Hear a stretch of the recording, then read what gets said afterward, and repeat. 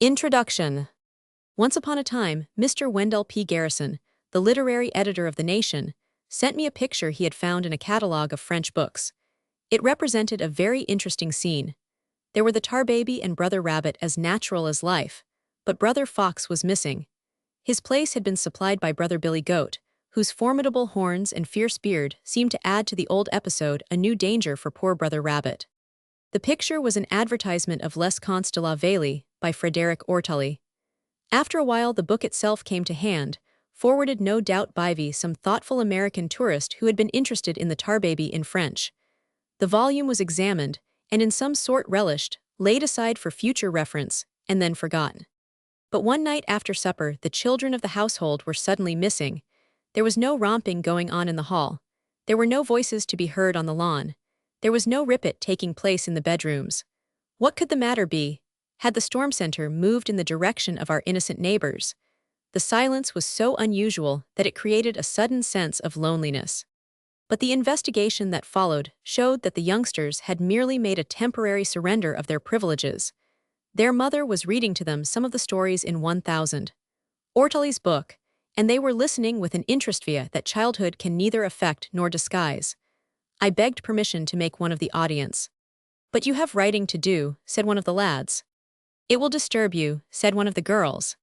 Nevertheless, the lady, who was and is the center of this family circle, graciously made room for one more listener, and thus it happens that this little volume of 1000 Ortoli's stories is in the nature of a family affair. The lady, for the benefit of the intruder, was pleased to go over the stories again, and to read them more slowly, and thus they were put in their present form.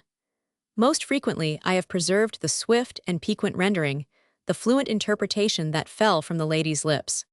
My apologies are perhaps due to 1000 Roman 8 Ortoli for a certain freedom of treatment that has been deemed necessary in some of the stories.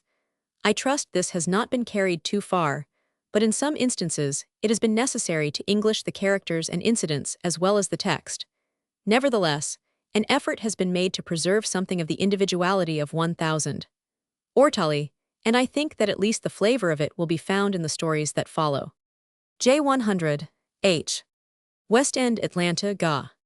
Evening Tales. A French tarbaby. In the time when there were hobgoblins and fairies, Brother Goat and Brother Rabbit lived in the same neighborhood, not far from each other. Proud of his long beard and sharp horns, Brother Goat looked on Brother Rabbit with disdain. He would hardly speak to Brother Rabbit when he met him, and his greatest pleasure was to make his little neighbor the victim of his tricks and practical jokes. For instance, he would say, "Brother Rabbit, here is Mr. Fox," and this would cause Brother Rabbit to run away as hard as he could. Again he would say, "Brother Rabbit, here is Mr. Wolf," and poor Brother Rabbit would shake and tremble with fear. Sometimes he would cry out, "Brother Rabbit, here is Mr. Tiger," and then Brother Rabbit would shudder and think that his last hour had come.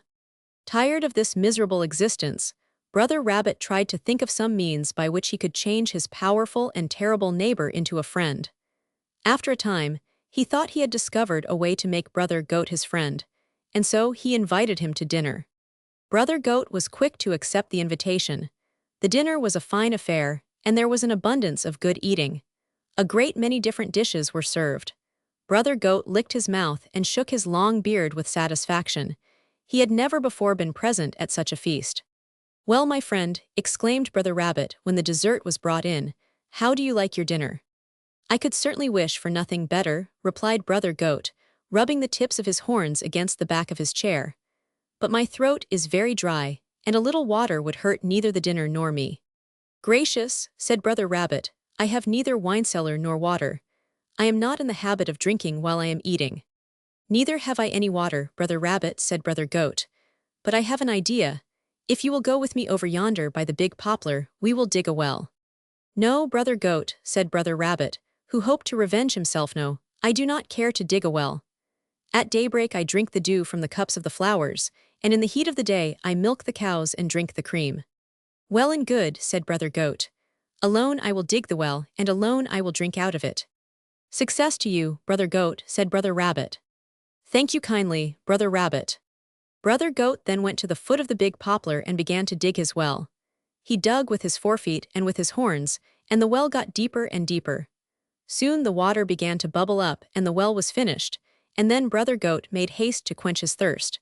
He was in such a hurry that his beard got in the water, but he drank and drank until he had his fill. Brother Rabbit, who had followed him at a little distance, hid himself behind a bush and laughed heartily. He said to himself, "What an innocent creature you are." The next day, when Brother Goat, with his big beard and sharp horns, returned to his well to get some water, he saw the tracks of Brother Rabbit in the soft earth. This put him to thinking. He sat down, pulled his beard, scratched his head, and tapped himself on the forehead. "My friend," he exclaimed after a while, "I will catch you yet." Then he ran and got his tools, for Brother Goat was something of a carpenter in those days, and made a large doll out of laurel wood. When the doll was finished, he spread tar on it here and there, on the right and on the left, and up and down. He smeared it all over with the sticky stuff, until it was as black as a Guinea Negro. This finished, Brother Goat waited quietly until evening. At sunset, he placed the tarred doll near the well, and ran and hid himself behind the trees and bushes. The moon had just risen, and the heavens twinkled with millions of little startorches. Brother Rabbit, who was waiting in his house, believed that the time had come for him to get some water, so he took his bucket and went to Brother Goat's well. On the way he was very much afraid that something would catch him. He trembled when the wind shook the leaves of the trees. He would go a little distance and then stop and listen. He hid here behind a stone, and there behind a tuft of grass. At last he arrived at the well, and there he saw the little Negro. He stopped and looked at it with astonishment. Then he drew back a little way, advanced again, drew back, advanced a little, and stopped once more. "What can that be?" he said to himself. He listened, with his long ears pointed forward, but the trees could not talk and the bushes were dumb. He winked his eyes and lowered his head. "Hey friend, who are you?" he asked. The tardoll did not move. Brother Rabbit went up a little closer and asked again, "Who are you?" The tardoll said nothing. Brother Rabbit breathed more at ease. Then he went to the brink of the well, but when he looked in the water, the tardoll seemed to look in too. He could see her reflection in the water. This made Brother Rabbit so mad that he grew red in the face. "See here," he exclaimed, "if you look in this well, I will give you a rap on the nose." Brother Rabbit leaned over the brink of the well and saw the tardoll smiling at him in the water. He raised his right hand and hit Herbem. His hand stuck. "What's this?" exclaimed Brother Rabbit. "Turn me loose, imp of Satan. If you do not, I will rap you on the eye with my other hand." Then he hit Herbem. The left hand stuck also. Then Brother Rabbit raised his right foot, saying, "Mark me well, little Congo. Do you see this foot? I will kick you in the stomach if you do not turn me loose this instant." No sooner said than done. Brother Rabbit let fly his right foot whip. The foot stuck, and he raised the other. "Do you see this foot?" he exclaimed. "If I hit you with it, you will think a thunderbolt has struck you." Then he kicked her with the left foot, and it also stuck like the other, and Brother Rabbit held fast his Guinea Negro. "Watch out now," he cried. "I have already butted a great many people with my head. If I butt you in your ugly face, I will knock it into a jelly. Turn me loose." "Oh ho, you do not answer, Bap." "Guinea girl," exclaimed Brother Rabbit, "are you dead? Gracious goodness, how my head does stick." When the sun rose, Brother Goat went to his well to find out something about Brother Rabbit. The result was beyond his expectations. "Hey little rogue, big rogue," exclaimed Brother Goat. "Hey Brother Rabbit, what are you doing there? I thought you drank the dew from the cups of the flowers or milk from the cows." "Aha, Brother Rabbit, I will punish you for stealing my water." "I am your friend," said Brother Rabbit, "do not kill me." "Thief, thief," cried Brother Goat, and then he ran quickly into the woods, gathered up a pile of dry limbs and made a great fire. He took Brother Rabbit from the tardoll and prepared to burn him alive. As he was passing a thicket of brambles with Brother Rabbit on his shoulders, Brother Goat met his daughter Belletti, who was walking about in the fields. "Where are you going, Papa, muffled up with such a burden?" "Come and eat the fresh grass with me, and throw wicked Brother Rabbit in the brambles." Cunning Brother Rabbit raised his long ears, and pretended to be very much frightened. "Oh no, Brother Goat," he cried, "do not throw me in the brambles. They will tear my flesh, put out my eyes, and pierce my heart. Oh, I pray you, rather throw me in the fire." "Aha, little rogue, big rogue. Aha, Brother Rabbit," exclaimed Brother Goat exultingly, "you do not like the brambles. Well then, go and laugh in them," and he threw Brother Rabbit in without a feeling of pity. Brother Rabbit fell in the brambles, leaped to his feet, and began to laugh. Ha ha ha, Brother Goat, what a simpleton you are, ha ha ha. A better bed I never had. In these brambles I was born. Brother Goat was in despair, but he could not help himself.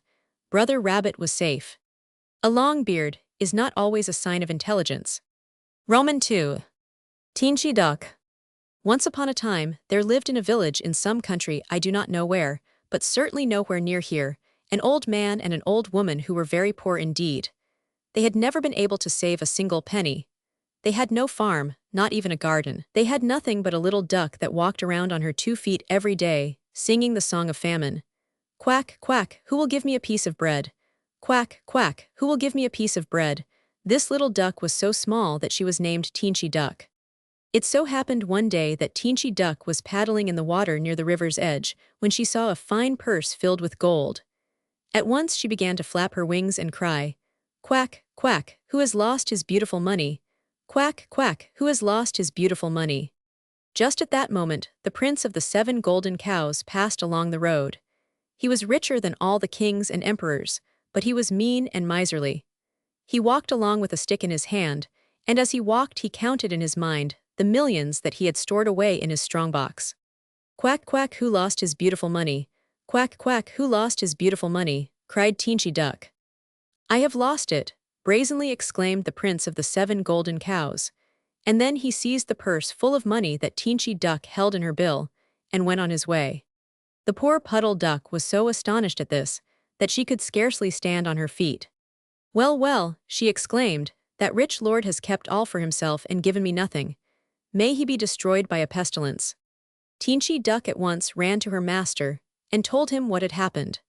When her master learned the value of what Teensy Duck had found, and the trick that had been played on her by the prince of the 7 golden cows, he went into a violent rage. "Why, you big simpleton," he exclaimed, "you find money and you do not bring it to us. You give it to a big lord, who did not lose it, when we poor people need it so much. Go out of this house instantly, and do not dare to come back until you have brought me the purse of gold." Unfortunate Teensy Duck trembled in all her limbs, and made herself small and humble, but she found voice to say, "You are right, my master. I go at once to find the prince of the 7 golden cows." But once out of doors, the poor Puddle Duck thought to herself sorrowfully, "How and where can I find the prince who was so mean as to steal the beautiful money?" Teensy Duck was so bewildered that she began to strike her head against the rocks in despair.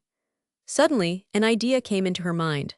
She would follow his tracks, and the marks that his walking stick made in the ground, until she came to the castle of the prince of the 7 golden cows. No sooner thought than done. Teensy Duck went waddling down the road in the direction taken by the miserly prince, crying with all her might, "Quack, quack, give me back my beautiful money. Quack, quack, give me back my beautiful money." Brother Fox, who was taking his ease a little way from the road, heard Teensy Duck's cries and knew her voice. He went to her and said, "What in the world is the matter with you, my poor Teensy Duck? You look sad and broken-hearted." "I have good reason to be," said Teensy Duck. "This morning, while paddling in the river, I found a purse full of gold, and gave it to the prince of the 7 golden cows, thinking it was his. But now here comes my master and asks me for it, and says he will kill me if I do not bring it to him pretty soon." "Well, where are you going in this style?" asked Brother Fox. "I am going straight to the prince of the 7 golden cows," said Teensy Duck. "Shall I go with you?" asked Brother Fox. "I would be only too glad if you would," exclaimed Teensy Duck. "But how can I go?" said Brother Fox. "Get in my satchel," said Teensy Duck, "and I will carry you the best I know how." "It is not big enough," said Brother Fox. "It will stretch," said Teensy Duck. So Brother Fox got in the satchel, and Teensy Duck went waddling along the road, crying, "Quack, quack, give me back my beautiful money." She had not gone far when she met Brother Wolf, who was passing that way. "What are you crying so for?" he inquired. "One would think you were going to die on the journey." "It is only too true," said Teensy Duck, and then she told Brother Wolf about finding the money purse, just as she had told Brother Fox. "Perhaps I can be of some service to you," said Brother Wolf. "Shall I go with you?" "I am willing," said Teensy Duck. "But how can I go so far?" Brother Wolf asked. "Get in my satchel," said Teensy Duck, "and I will carry you as I can." "It is too small," said Brother Wolf. "It will stretch mightily," said Teensy Duck. Then Brother Wolf went to keep company with Brother Fox. Teensy Duck went on her way again. She did not walk very fast, for her satchel was heavy, but she never ceased crying, "Quack, quack, give me back my beautiful money." Now it happened, as she was going along, she came up with a ladder which said, without asking after her health, "My poor Teensy Duck, you do not seem to be very happy." "I should think not," exclaimed Teensy Duck. "What can the matter be?" the ladder asked. Teensy Duck then told her story over again. "I am not doing anything at present," said the ladder. "Shall I go with you?" "Yes," said Teensy Duck. "But how can I go, I who never walk?" inquired the ladder. "Why, get in my satchel," said Teensy Duck, "and I will carry you the best I know how." The ladder was soon in the satchel with Brother Fox and Brother Wolf, and Teensy Duck went on her way, following the tracks of the Prince of the 7 golden cows, and always crying, "Quack, quack, give me back my beautiful money." Going along and crying thus, Teensy Duck came to her best and oldest friend, the river. "What are you doing here?" said the river in astonishment, "and why are you crying so? When I saw you this morning, you seemed to be very happy." "Ah," said Teensy Duck, "would you believe it? I have not eaten since yesterday." "And why not?" asked the sympathetic river. "You saw me find the purse of gold," said Teensy Duck, "and you saw the prince seize it." "Ah, well, my master will kill me if I do not get it and return it to him." "Sometimes," the river replied, "a little help does a great deal of good. Shall I go with you?" "I should be very happy," said Teensy Duck. "But how can I follow you, I that have no limbs?" said the river. "Get in my satchel," said Teensy Duck. "I will carry you as I can."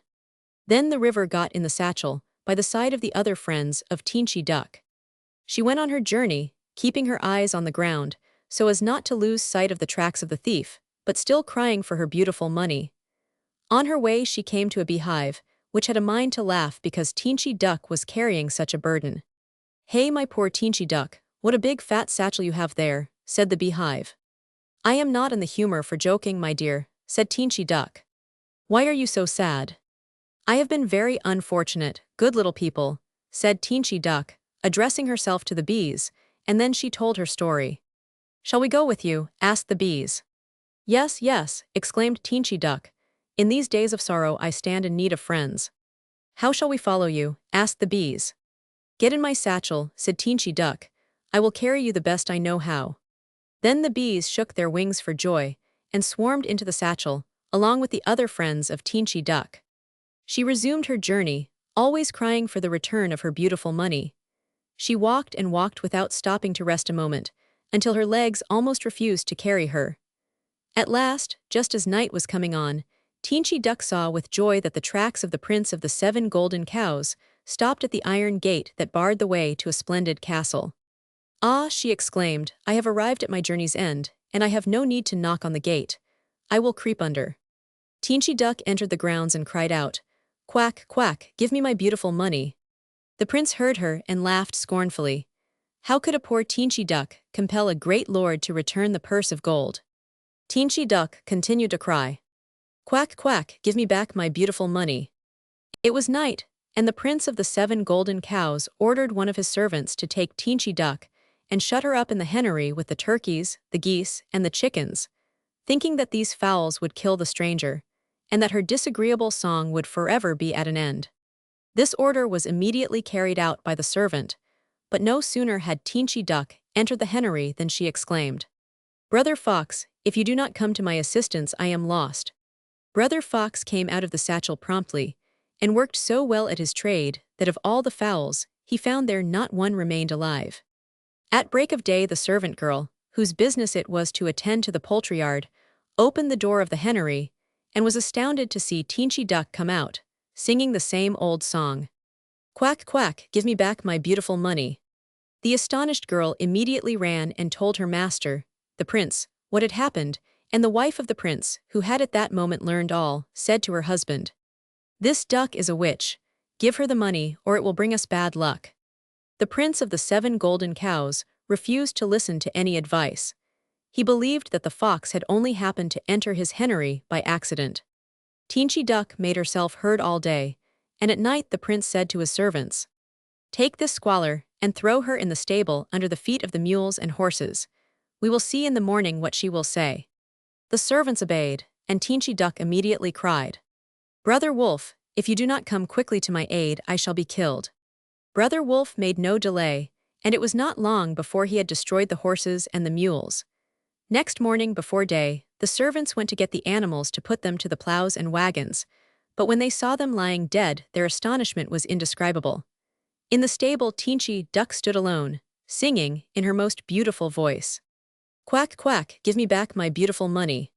When the prince of the 7 golden cows heard of this disaster, he became white with rage, and in his fury, he wanted to give his servants 1,000 lashes for not having taken necessary precautions against the wolf.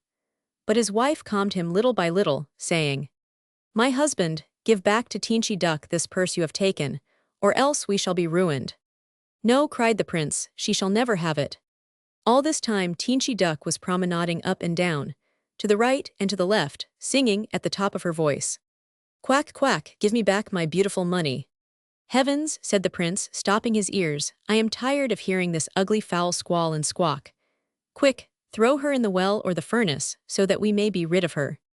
"What shall we do first?" the servants asked.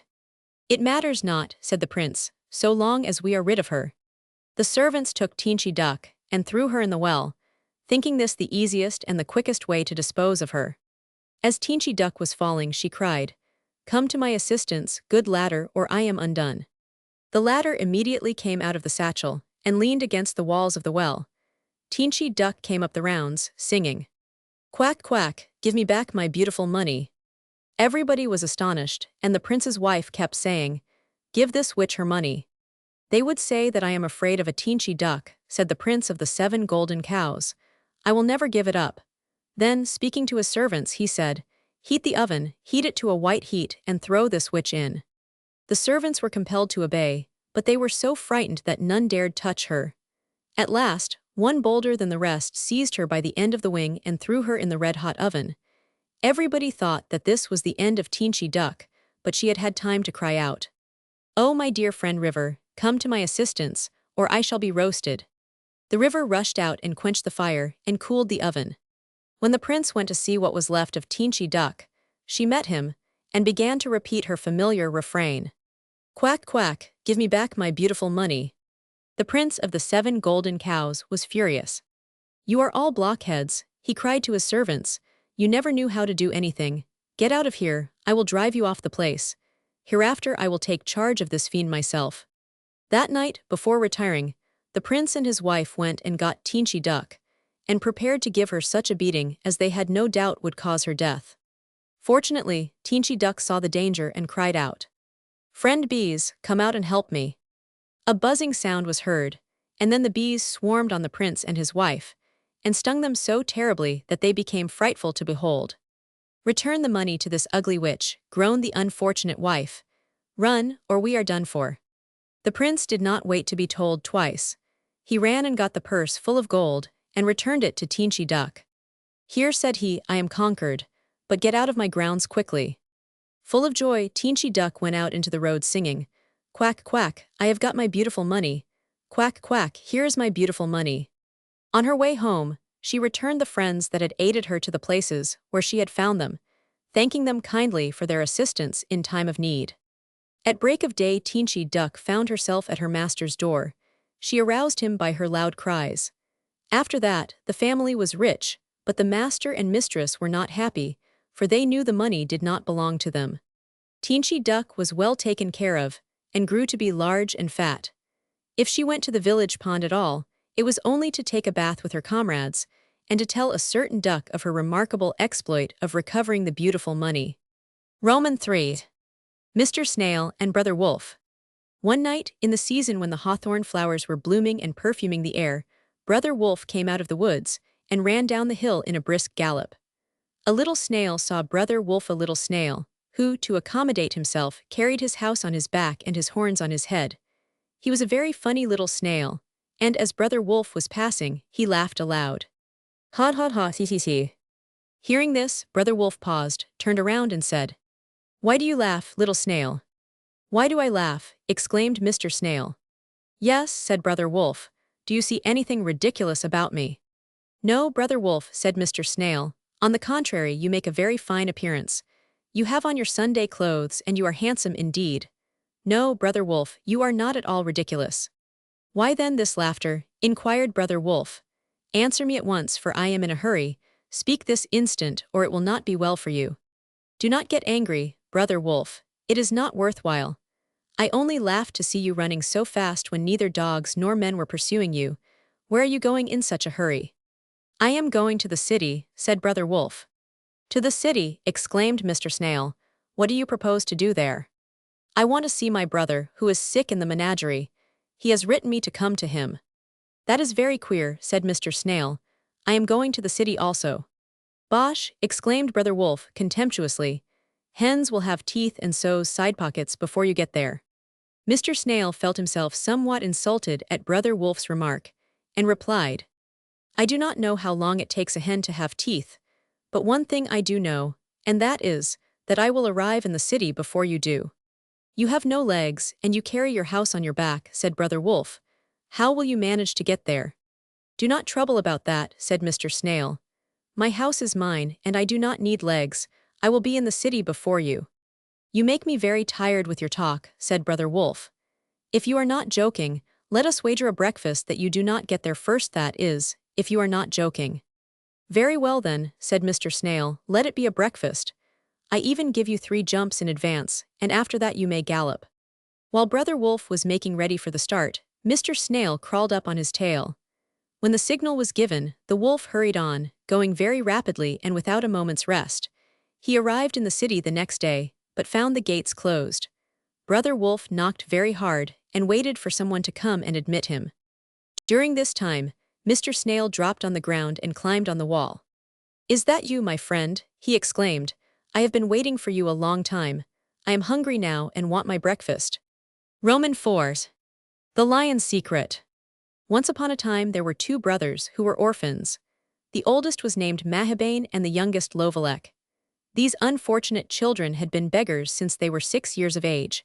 They went from house to house and from village to village, on mountains and in valleys, but wherever they went their cry was the same. "Good friends, give us alms, kind friends, help the unfortunate." Their lot was a hard one, even as children, but it was harder as they grew older, for when the oldest was 20 they discovered that they had only succeeded, after all their efforts, in keeping soul and body together. Finally, one day, Mahabane exclaimed, "I know what I shall do to make a great deal of money, in a very short time." "What is it?" cried Lovalek. "One of us," said the eldest, "will have to become blind and lead the other by the hand, going from house to house, and along the public highways asking for alms from the people and from the travelers." "You are right," said Lovalek, "but alas, neither one of us is blind." "It will be easy enough," said the other, "to become so." "How can that be?" asked Lovalek. "Oh, easy enough," said the elder. "One of us will have to put out his eyes." "Oh no," exclaimed the younger, "that would make one of us suffer too much." "Ah," said Mahabane, "to the younger, you are timid, you are tender-hearted. What is a little suffering in comparison with the happy times we should have? The soft beds we should sleep in, the fine meats that will be offered us, and the good wines we have not tasted in so long. But it does not follow that you are to be blind," continued Mahabane. "The lot may fall to me instead of you." "So be it," said the younger, "let us draw straws." Mahabane prepared the straws, and arranged very cleverly to cheat his younger brother. He had no sooner carried his point than he put out his brother's eyes with a thorn. Lovalek screamed loudly under the pain of this operation, but the only sympathy he got from his cruel brother was this: "Cry louder, my brother, cry louder, for here the people are passing, and when they behold your condition they will give us money." It was even so. Silver and pennies fell into the wooden bowl they carried, and this success was continued for more than a year. Then a wicked thought entered the head of Mahabane, the eldest, and he made up his mind to get rid of his unfortunate brother. So one day he carried him into the great forest and left him to wander alone and find his way out as best he could. But being blind, this he was unable to do. "Where am I, my dear brother? Where are you?" But there was no answer to his heartrending cries. The cowardly brother who had deserted him was already far away.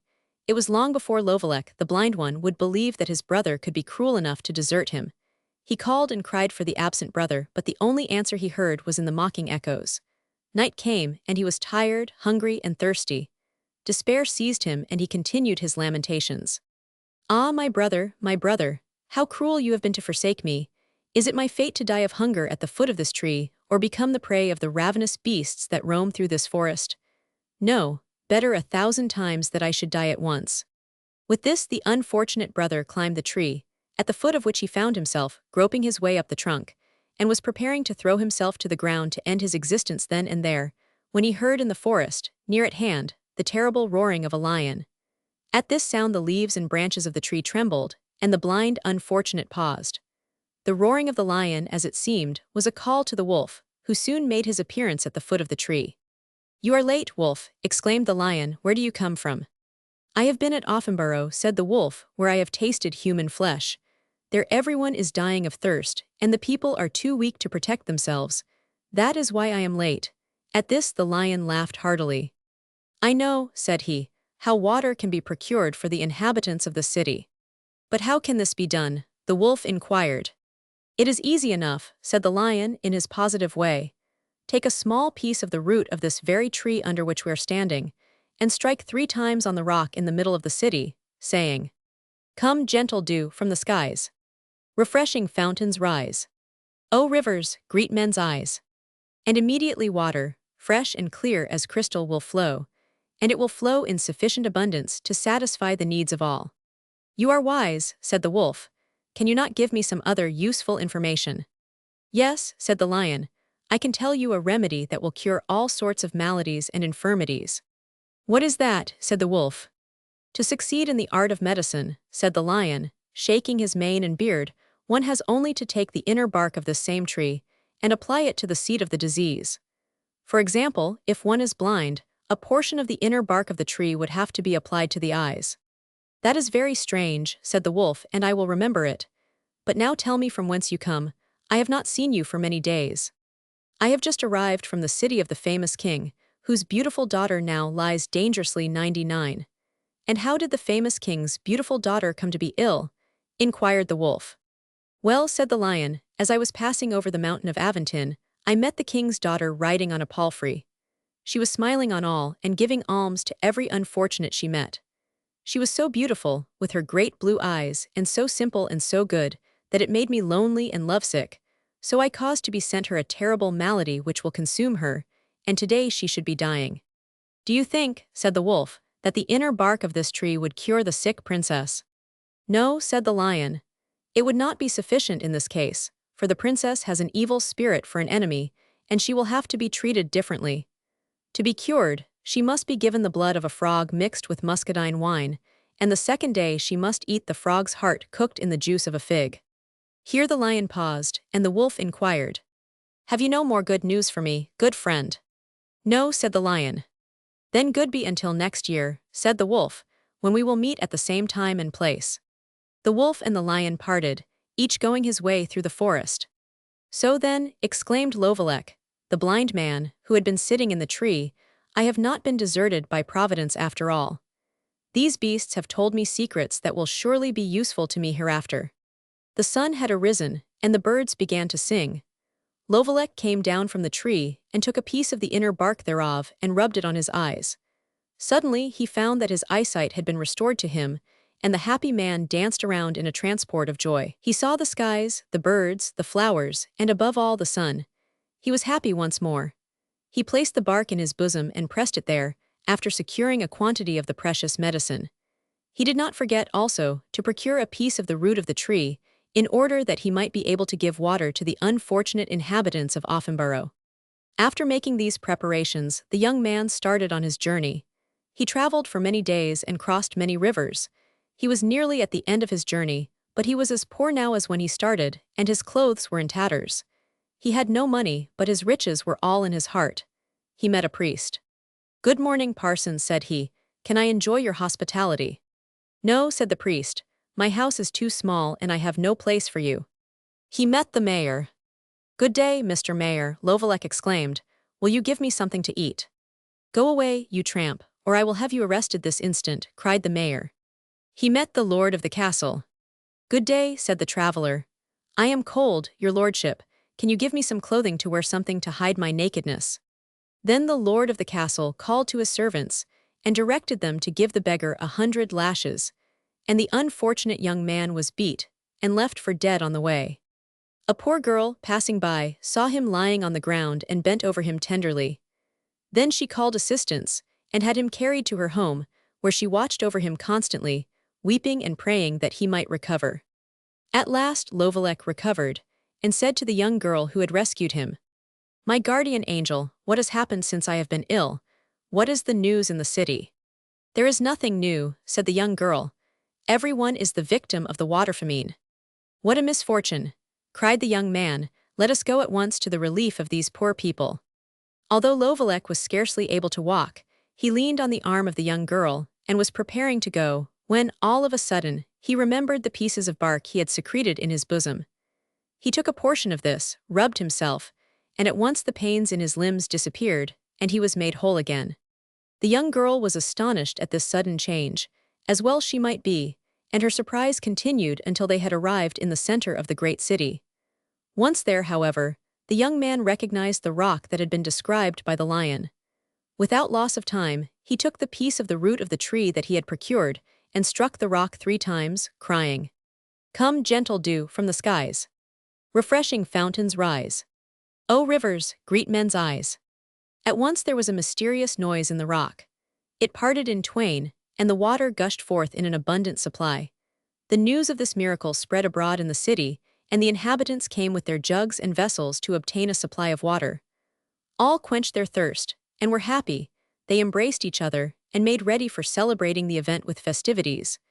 They were so grateful that they could talk of nothing else but the miracle that had given them an abundance of water. But in the midst of their congratulations and rejoicings, a voice rose above the tumult. "Friends, let us not be ungrateful. To whom do we owe this abundance of water that has given us renewed strength and life?" When Lovelek heard these words, he made an effort to escape the notice of the crowd, but the young girl could not resist a desire to make him known to the people. She cried out, "Here is the Savior of Offenborough." At this the young man was surrounded by the priest, the mayor, and the lord of the castle, and they wanted to carry him off in triumph. They offered him great sums of money as a reward for the service he had rendered them, but simple and modest as the young man was, he answered, "No, no, keep all your money, I will have none of that. I was without a shelter, and you drove me from your door. I was dying of hunger, and you refused me even the scraps that you fed to your dogs. I was shivering with cold, and all the clothing you gave me was a beating, and I was left for dead on the pavement. Ah, keep your honors, keep your money."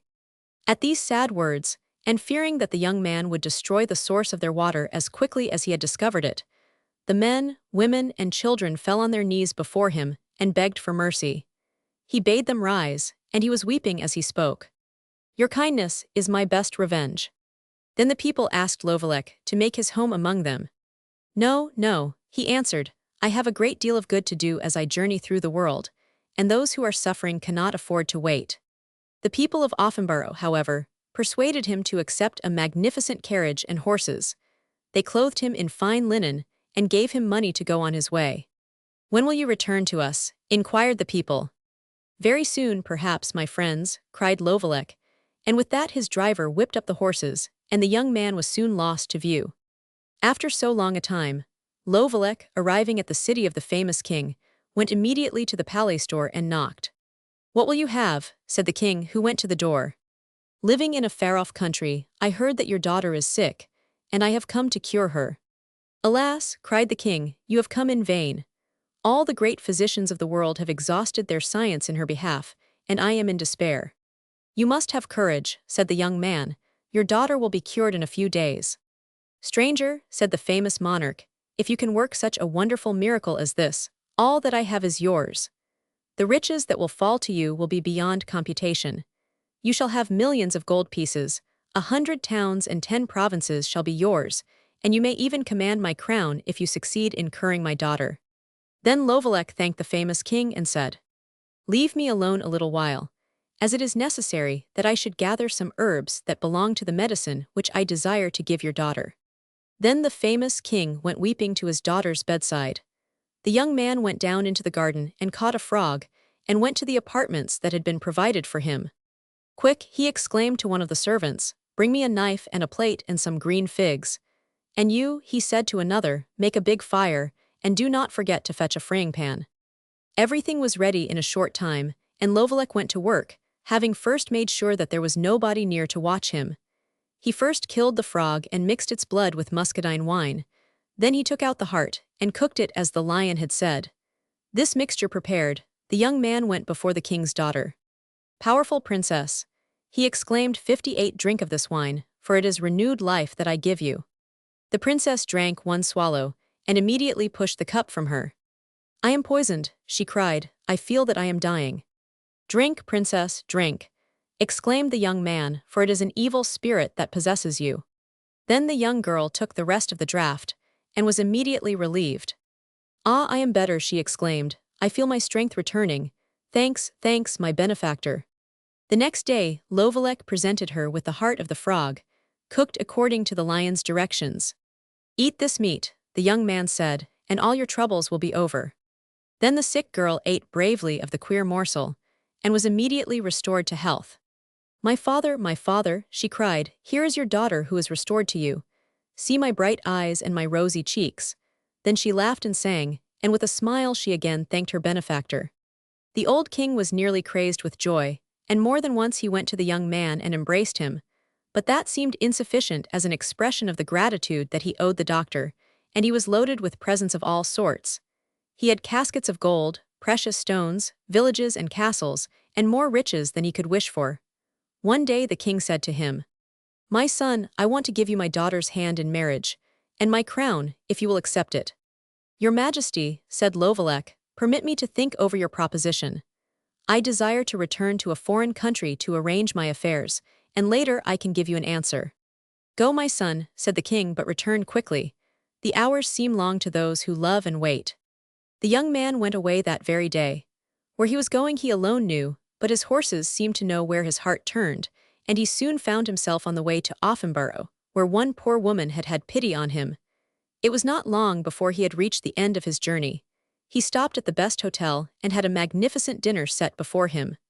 After dining, he said to the landlord, "My friend, what is new in the city?" "Nothing," said the landlord, "except that the marvelous palace, built for the savior of this city, has been completed." "What is his name?" inquired Lovelec.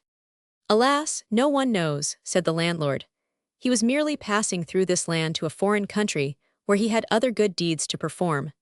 When he returns, we hope to have him remain with us, and it is our purpose to give him the most beautiful woman of the country for his bride."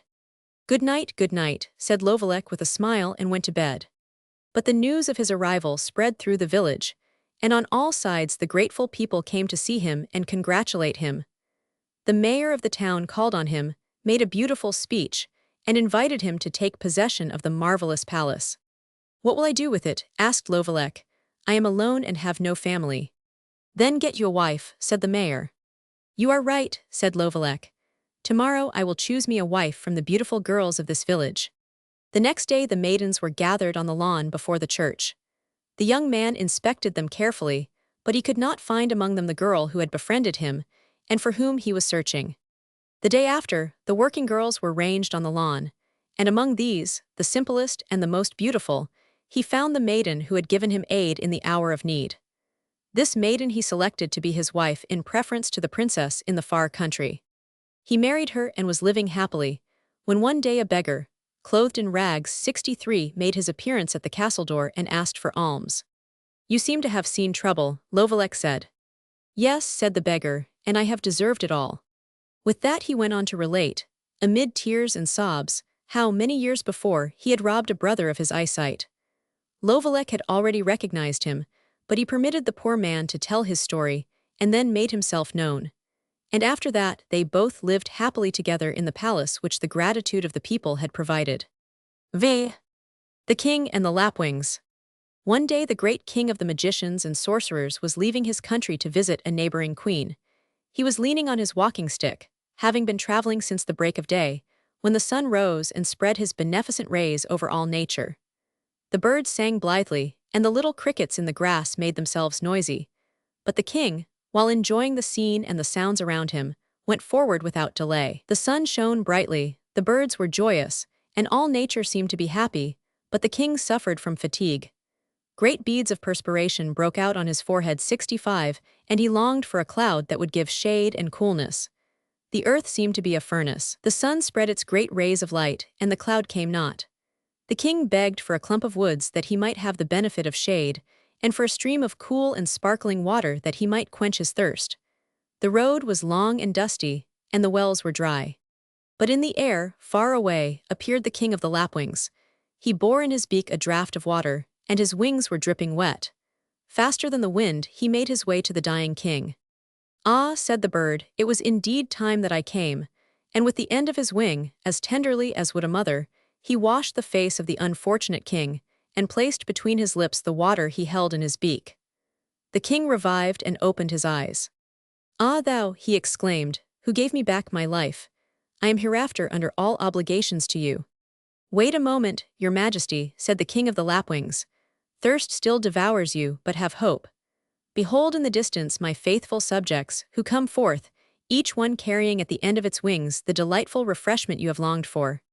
The lapwings arrived on all sides. Each one deposited in the mouth of the unfortunate king the fresh water for which he thirsted. "Ah, this is better than bread," said the king, reviving. "What can I do to show my gratitude?" "Nothing," said the king of the lapwings. "Nothing," responded the other birds. "Continue your journey, and you will find yourself hereafter under the shadow of our wings." Then the king resumed his journey. Night came, and he found himself near the palace of the queen whom he had intended to visit. The lapwings still continued with him. No matter how bright the sun shone, no matter how suffocating the heat as he journeyed on, a gentle lapwing came to his assistance. Touched by the solicitude of these birds, the king said, "I cannot leave you, my friends, you who had pity on me when I was forsaken by all, without giving you a substantial evidence of my gratitude. Tell me, what can I do for you? How can I show you how grateful I am?" At these words, the king of the lapwings advanced and spoke to the king. "We desire, your majesty, to be the most beautiful of birds. We want a golden crown on our heads, so that we may be placed before the peacock, who is so proud of his plumage, and before the gay nightingale, who is so proud of his song." At these words a great sadness filled the heart of the king, who could read the future, and he responded, shaking his head, "Ah, you foolish birds, larger of heart than of mind, you do not know the weight of a crown and of the numberless dangers to which it exposes those who possess it. A golden diadem, say you? Alas, it will bring you misfortune. Ambition without bounds is wicked and perilous. Dear friends, demand of me something else." "No, no," cried the lapwings, on all sides, young and old, little and big, "that is the only gift we desire, a crown on our heads. Ah, what happiness! We will fly in the air, and each bird will envy us." The king then saw that nothing he could say would convince his companions. He had promised to satisfy their first request, and his word was sacred. "Come with me," said he to my friend the magician Zakhar. "No one is more expert in the working of metal. At his touch iron becomes more supple, silver becomes malleable, and gold is mere paste. Come, and you shall have the diadem you long for." During 3 days the magician worked pure gold. The bellows blew and the hammers thumped. During 3 nights he chased the marvelous crowns that were to adorn the heads of the lapwings. At the dawn of the 4th day, the king arrived, with a sad smile on his face. "Friends," said he to the birds, "my promise is fulfilled.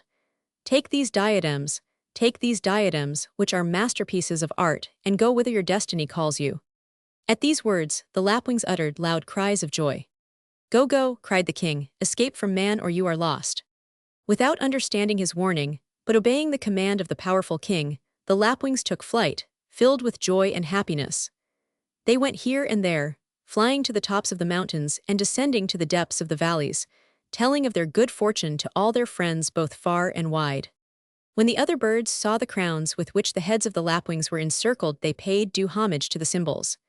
Whenever there was a feast or an important funeral, the lapwings and their friends walked in the place of honor, before the eagles and the peafowls, leaving far behind them the hummingbird, that living flower, the linnet, and the nightingale. But unfortunately, it happened one day that a lapwing came too near the abode of man, and a hunter saw it and killed it. "What is this?" exclaimed the sportsman, perceiving the golden crown.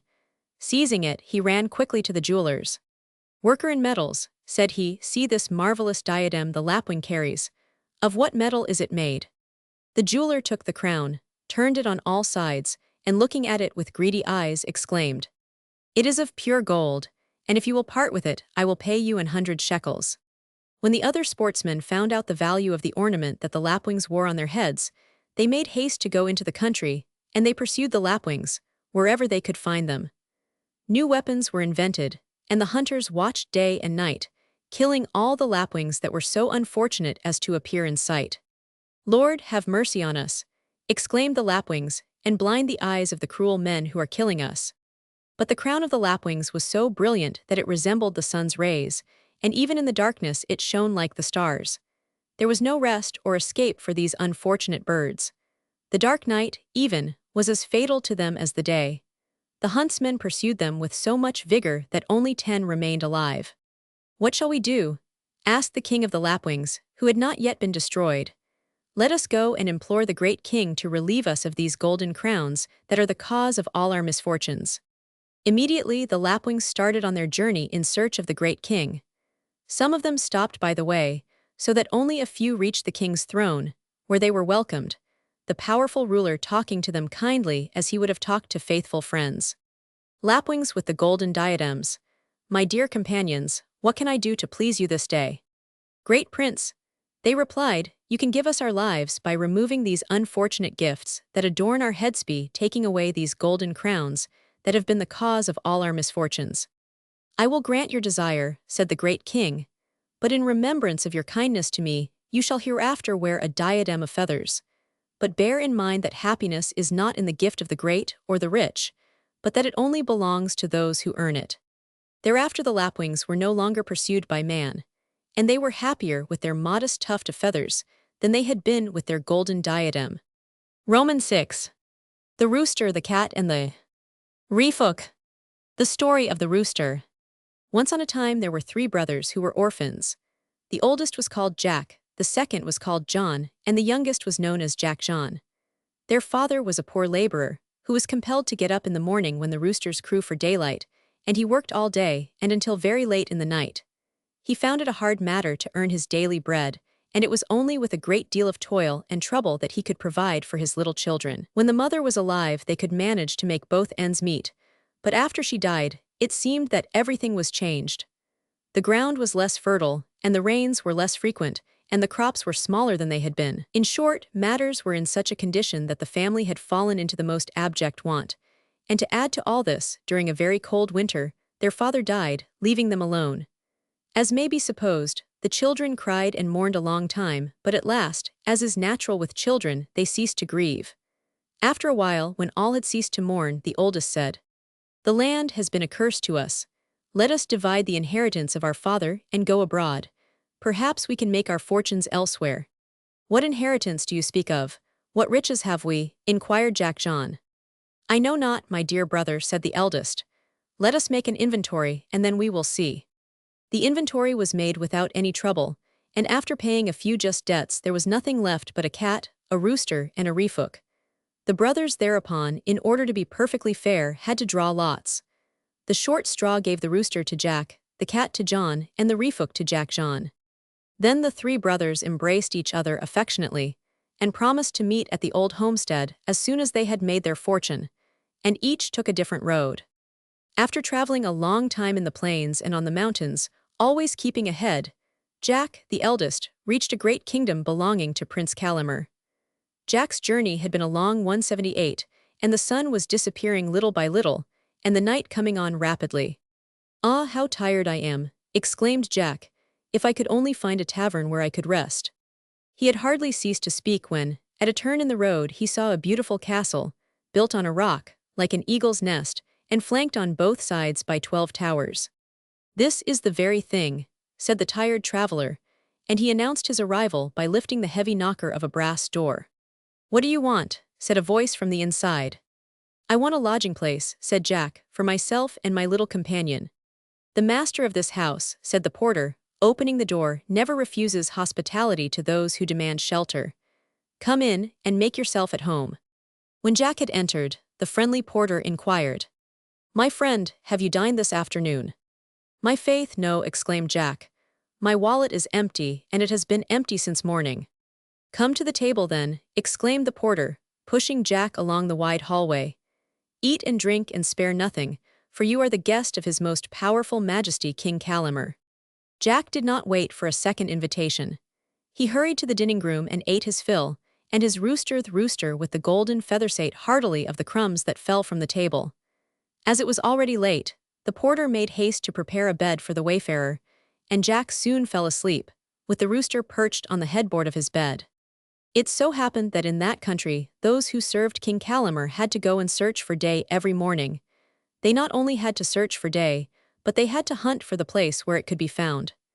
Jack slept but lightly, and he heard the conversation of the servants, who were in the same room. "Get up," said one, "it is time for us to be going, we must be hunting for day." "Wait a little," said the other, "I am very sleepy." "No, no," said the first, "we must make haste, or someone who rises earlier might seize the sun and carry it away, and then the king, our master, would be very angry." "Is the wagon ready?" asked another. "Yes, and the axles are all well greased. It is early, and the wagon will not break 81 as it did last week, and we will be able to go much faster." All this time Jack was thinking to himself in this wise, "Truly this is a queer country that the king's people have to go off to hunt day." The servants were up and ready to go, when Jack cried out, "Friends, get back to bed, and I will take charge of your work. I will fetch the day." "What, you?" said a servant. "Only one man? And do you pretend that you can do what 10 horses can hardly accomplish? You are making game of us." "I make game of no one. You will soon see that I mean what I say," said Jack. "That seems very queer," said the head servant. "Fear not," said Jack. "I will help you through this by the assistance of my little companion me rooster with the golden feathers." "But see here," exclaimed the head servant with an air of sternness, "if you do not bring day at the appointed hour, the king will be without mercy, and you will be hanged." "Nay, let me do as I wish," said Jack sleepily. "Go to bed quietly." With this assurance, the servants and the carters did not need to be coaxed. They returned to their beds and slept heavily. Shortly after, the rooster with the golden feathers crew. "What is that?" exclaimed the sleepers, arising from their couches in surprise. "It is very simple," said one. "Our friend yonder is about to start on his journey in search of day." "That is very strange," exclaimed the others as they fell back in their beds. An hour afterward the rooster crew again. "Lox deridor, lox deridor." The noise awoke them all. "What is that?" exclaimed the servants. "It is nothing," said Jack.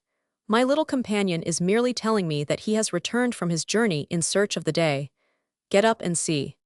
The servants at once arose, and to the astonishment of them all, they saw the sun appearing over the mountain tops more brilliant than ever. Seeing this, there was at once a contention among the servants as to which should be the first to carry the strange news to King Calamer. "Master, master," cried one, more nimble than the rest, "if you only knew." "What has happened?" exclaimed the king. "Speak quickly." "The horses are broken down like the others," the king interrupted. "Well, it cannot be helped." "No, no, your majesty, the horses are still in their stalls and the wagons have not been out of the stables. But get up and look, get up and admire the day." "Ah, you rascals, do you make game of me? Did day come by itself today?" "Yesterday, your majesty," said the servant, "a stranger came and asked for lodging for himself and a queer creature with golden feathers. It carries a bunch of feathers in its tail and a tuft of feathers on its head." "Ah, well, what did he do?" said King Calamer. "What has he done? What has he done?" "Yes," said the king, "answer me." "Well then," said the servant, "this insignificant creature, that seems as if it could be crushed by a blow of the hand, is stronger than all your horses put together. Without wagons or assistance of any kind it started out, about 2 hours ago, and has already returned, bringing the sun." "I cannot believe such a miracle," exclaimed the king. "Nevertheless, it is the truth," said the servant. "What fatigue and trouble this creature would save us." "Yes," said the king, "how many horses and wagons would I not save? But what you say does not seem credible." "Nothing can be truer," insisted the servant, "and you can easily satisfy yourself." "How can that be?" inquired the king. "Well," said the servant, "tell the stranger and his companion to remain in the castle, and by watching with us tonight you can be convinced." "Tell him to stay," said the king. "I am anxious to witness this queer phenomenon." These directions were followed, and to the king who was waiting, the day seemed long indeed. Never had he been so impatient. When night came he went to bed in the granary with the servants. "Do not be uneasy," said Jack. "I shall take charge of these matters again tomorrow, and everybody went to sleep with the exception of the king, who could not close his eyes. He was so impatient. At 3 o'clock in the morning the rooster crew, Loch Derridor. "Who is that?" exclaimed the king. "Who talks in that language?" "It is my little companion, the rooster," said Jack. "He is preparing to go into the country in search of day." The king lay quiet. At 4 o'clock, he heard again the sonorous voice of the strange creature with the golden feathers. "Hey, my friend," the king cried, "what is that?" "It is the rooster who has returned," said Jack. "His expedition has been a prosperous one, as you can see. He has brought day with him, and already the light of it is shining on the mountain tops and filling the valleys. Rise, your majesty, and see for yourself." At these words the king arose and ran to the window. The stranger had spoken the truth. Day clear, joyous, and resplendent shone over the land. Bewildered and confused, the king could hardly recover from his astonishment. What would he not give to possess such an enchanted rooster? And if he possessed him, how jealous and envious of his good fortune the neighboring kings would be. Without loss of time, the king said to Jack, "My friend, your companion pleases me much, and he can be of great service to me. Will you sell him?" "Sell him?" exclaimed Jack. "By no means. I would not sell him for gold and silver." "Let us see," said the king, "for 100 crown pieces." "No," said Jack, sturdily, "not for 1,000. "By my kingdom," said the ruler, "you are hard to please. What price have you set on him?" "In exchange for my companion," said Jack, "I want you to give me your most beautiful daughter for a wife." "What?" cried the king, "for no less." "For no less," said Jack. "So be it," said the king. "I give you my youngest daughter, and 100,000 gold crown pieces for her dowry." In a transport of joy, Jack threw himself on the king's neck, and the marriage was celebrated at once, in the midst of pomp, becoming so great a princess. From that time, the good King Calamer had no occasion to send his servants and his horses for the day. The story of the cat. We have seen how Jack made his fortune. Now let us see what became of his brother John, the possessor of the cat. We shall soon know whether he wandered over the earth in misery and misfortune. Satisfied with the lot that had befallen him, the poor fellow went on his way singing and whistling, feeling no uneasiness as to his destination. He paused only to drink the sparkling waters, or to eat the luscious fruit that had been ripened by the golden sun. He traveled thus for many miles, until one day he found himself in the country where the birds speak the language of men, the country of the Merzapalooms, where the flowers sing songs to themselves, and the cattle fly in the air. He was astonished by these things, but presently he came to a village where a new and a more astonishing spectacle presented itself to his sight. More than 100 people were abroad in the streets, armed with sticks, chasing rats and mice that seemed to laugh at them. At the sight of this new and peculiar war, John could not keep his countenance. He laughed aloud. At this unseemly display of jollity, the people on all sides cried out, "What in the world are you laughing at?" Some were furious and some were curious. "I laugh, my poor friends," said John, "because you give yourselves so much trouble for so small a thing." "So small a thing? They create a small thing. One can tell you are a stranger here, otherwise you would know that the rats and the mice are our most terrible enemies. It would be an easier matter for us to contend with 10,000 men." "Now is this true?" exclaimed John. "Well, here is my little companion who will aid you greatly. In 1 hour's time, he will do more of this kind of work than all the rest of you could do in a year." The people gathered around, admiring the little creature with gray eyes. It seemed to be very 1449. "Young man," cried they, "do you wish to have a laugh at our expense?" "You can see for yourselves," said John, and with that he turned the cat loose among the rats and mice. You may be sure the cat was very happy. A leap here, a bound there, a jump yonder to the right and to the left, before and behind him the rats and the mice were destroyed by hundreds and by thousands. The people marveled greatly, the more so since the cat had accomplished in a very short time a work that would have required the aid of an army of rat-killers. While this work was going on, the prince of the country happened to be passing by. He saw the work the cat had accomplished, and cried out, "Hey, my friends, where did you find such a creature as that? Where did you discover such a warrior?" Thereupon John advanced politely, and said to the prince, "The creature which you see so cleverly amusing itself with the mice is called a cat. It is my faithful friend, and since it came into my possession, I have never permitted it to leave me." "My young friend," said the prince, "you have there a fine fortune. My castle is infested with rats and mice. Sell me your companion, and you shall be well paid." "Be separated from my best friend," exclaimed John. Never, never will I do that. Let us see, said the prince. Will you not sell me your companion for 100 crown pieces? No, cried John, I would die of grief. I will give you 1,000 then, said the prince. Never, said John stoutly. My friend, exclaimed the prince, be reasonable, I must have your cat, name the price. John scratched his head thoughtfully, and replied, well, give me a meadow and a mill, a vineyard and 1,000 crown pieces, and a carriage to ride in. They shall be yours, said the prince. Then said John, my beautiful cat is yours. The story of the Reefook. We have thus far followed the history of Jack, with his rooster, and John with his cat. What became of Jack John, the younger brother with his Reefook? Journeying over hills and across valleys, with his Reefook hung over his shoulder, stopping only to eat and to drink, the younger brother, at the end of 30 days and 30 nights, arrived in the great empire of Malacers. It was in the month of July, and the fields were yellow with the golden grain, which waved lightly in the wind. For the first time since he left home, Jack John felt tired, his limbs refused to carry him farther. How happy he would be, he thought, if he could only reach the village nearby where there was an orange grove. But his efforts were useless, and the young fellow lay down in the shadow of a big oak, and was soon fast asleep. How long he remained there he did not know. But when Jack John awoke, it was morning, and he was surrounded by a crowd of people who eyed him curiously without daring to approach. Hey friends, he cried, I am ravenously hungry. Have you nothing to offer me? Yes, yes, was the reply on all sides, but on one condition. And what is that? Asked Jack John. You must tell us what the half-moon in a handle, which you have sleeping beside you, is for. The half-moon that sleeps, exclaimed Jack John in surprise. What do you mean? Your companion that sleeps beside you on the green moss, said the people. You make me laugh, said Jack John. It is not my companion, it is not an animal, it is simply a Reefook. A Reefook, exclaimed the people. What a strange name, never before have we seen such a thing. Jack John was astonished, but in a moment he thought that the time had arrived for him to make his fortune.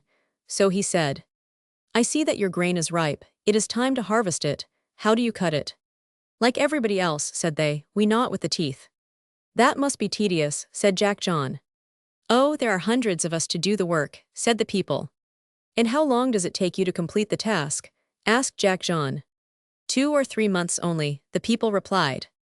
Ah, well, said Jack John, what it takes all of you 3 months to accomplish my good Reefook will do in 1 hour's time. 1,000 of you working together could not make as much headway. Under its magic touch the grain falls, and you have only to bind it. What, they exclaimed, that little instrument does all the work. Yes, indeed, said Jack John, and if you desire it, I will prove it to you instantly. Thereupon Jack John made his way to the fields of ripe golden grain, and in a few minutes had cut quantities of it. The spectators were full of admiration. Never had they seen anything so extraordinary, and to these people, it was indeed a most marvelous thing for them to see accomplished, in a minute, the work that would require the efforts of 100 men from sunrise to sunset. On all sides there were shouts of joy and enthusiasm. Oh, the beautiful machine you have there! The people cried, the fairy that runs and cuts the grain. What a treasure to him who possesses it! I see that my beautiful Reefook pleases you, said Jack John. How much are you willing to pay for it? All the gold in the world would not be sufficient to pay you, said the spokesman of the people. Name your price. I want each one of you to give me as many gold pieces as my Reefook has cut stalks of wheat. Your demand is modest, they answered, and today each one of us will bring the required sum.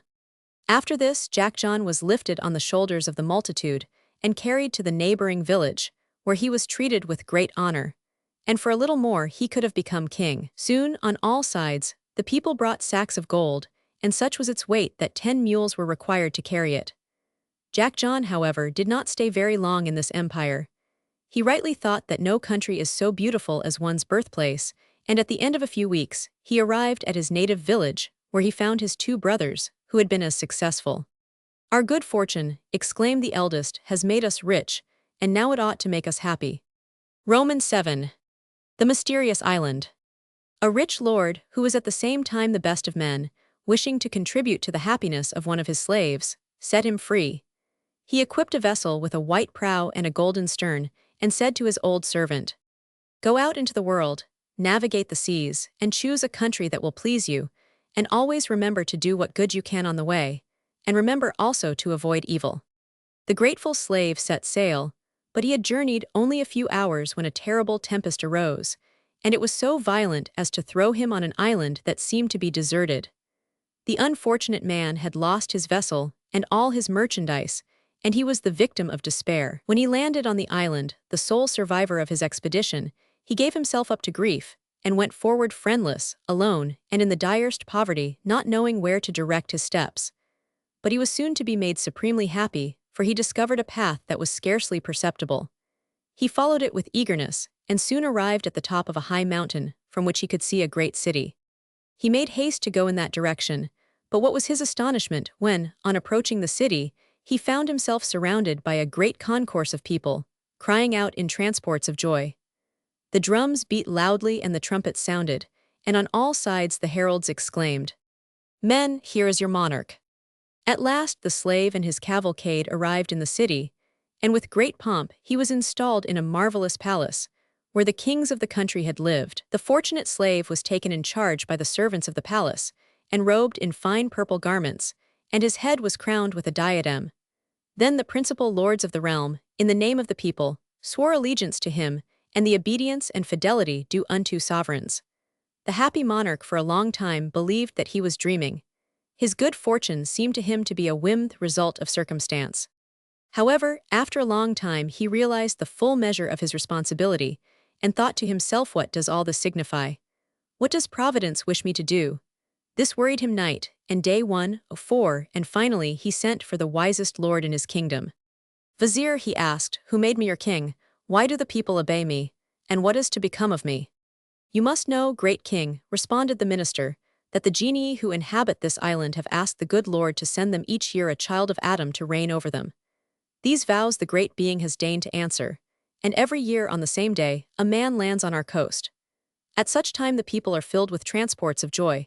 They meet him with loud acclaim as they met you, and crown him king, but the extent of his reign can only be for 1 year. When the 12 months are out, the king who has been so powerful is stripped of his honors, clothed in coarse garments, and his soldiers, unmercifully pursuing a custom, seize and convey him on board a black ship, which carries him away to a deserted island, which has been rendered sterile by the winds and waves.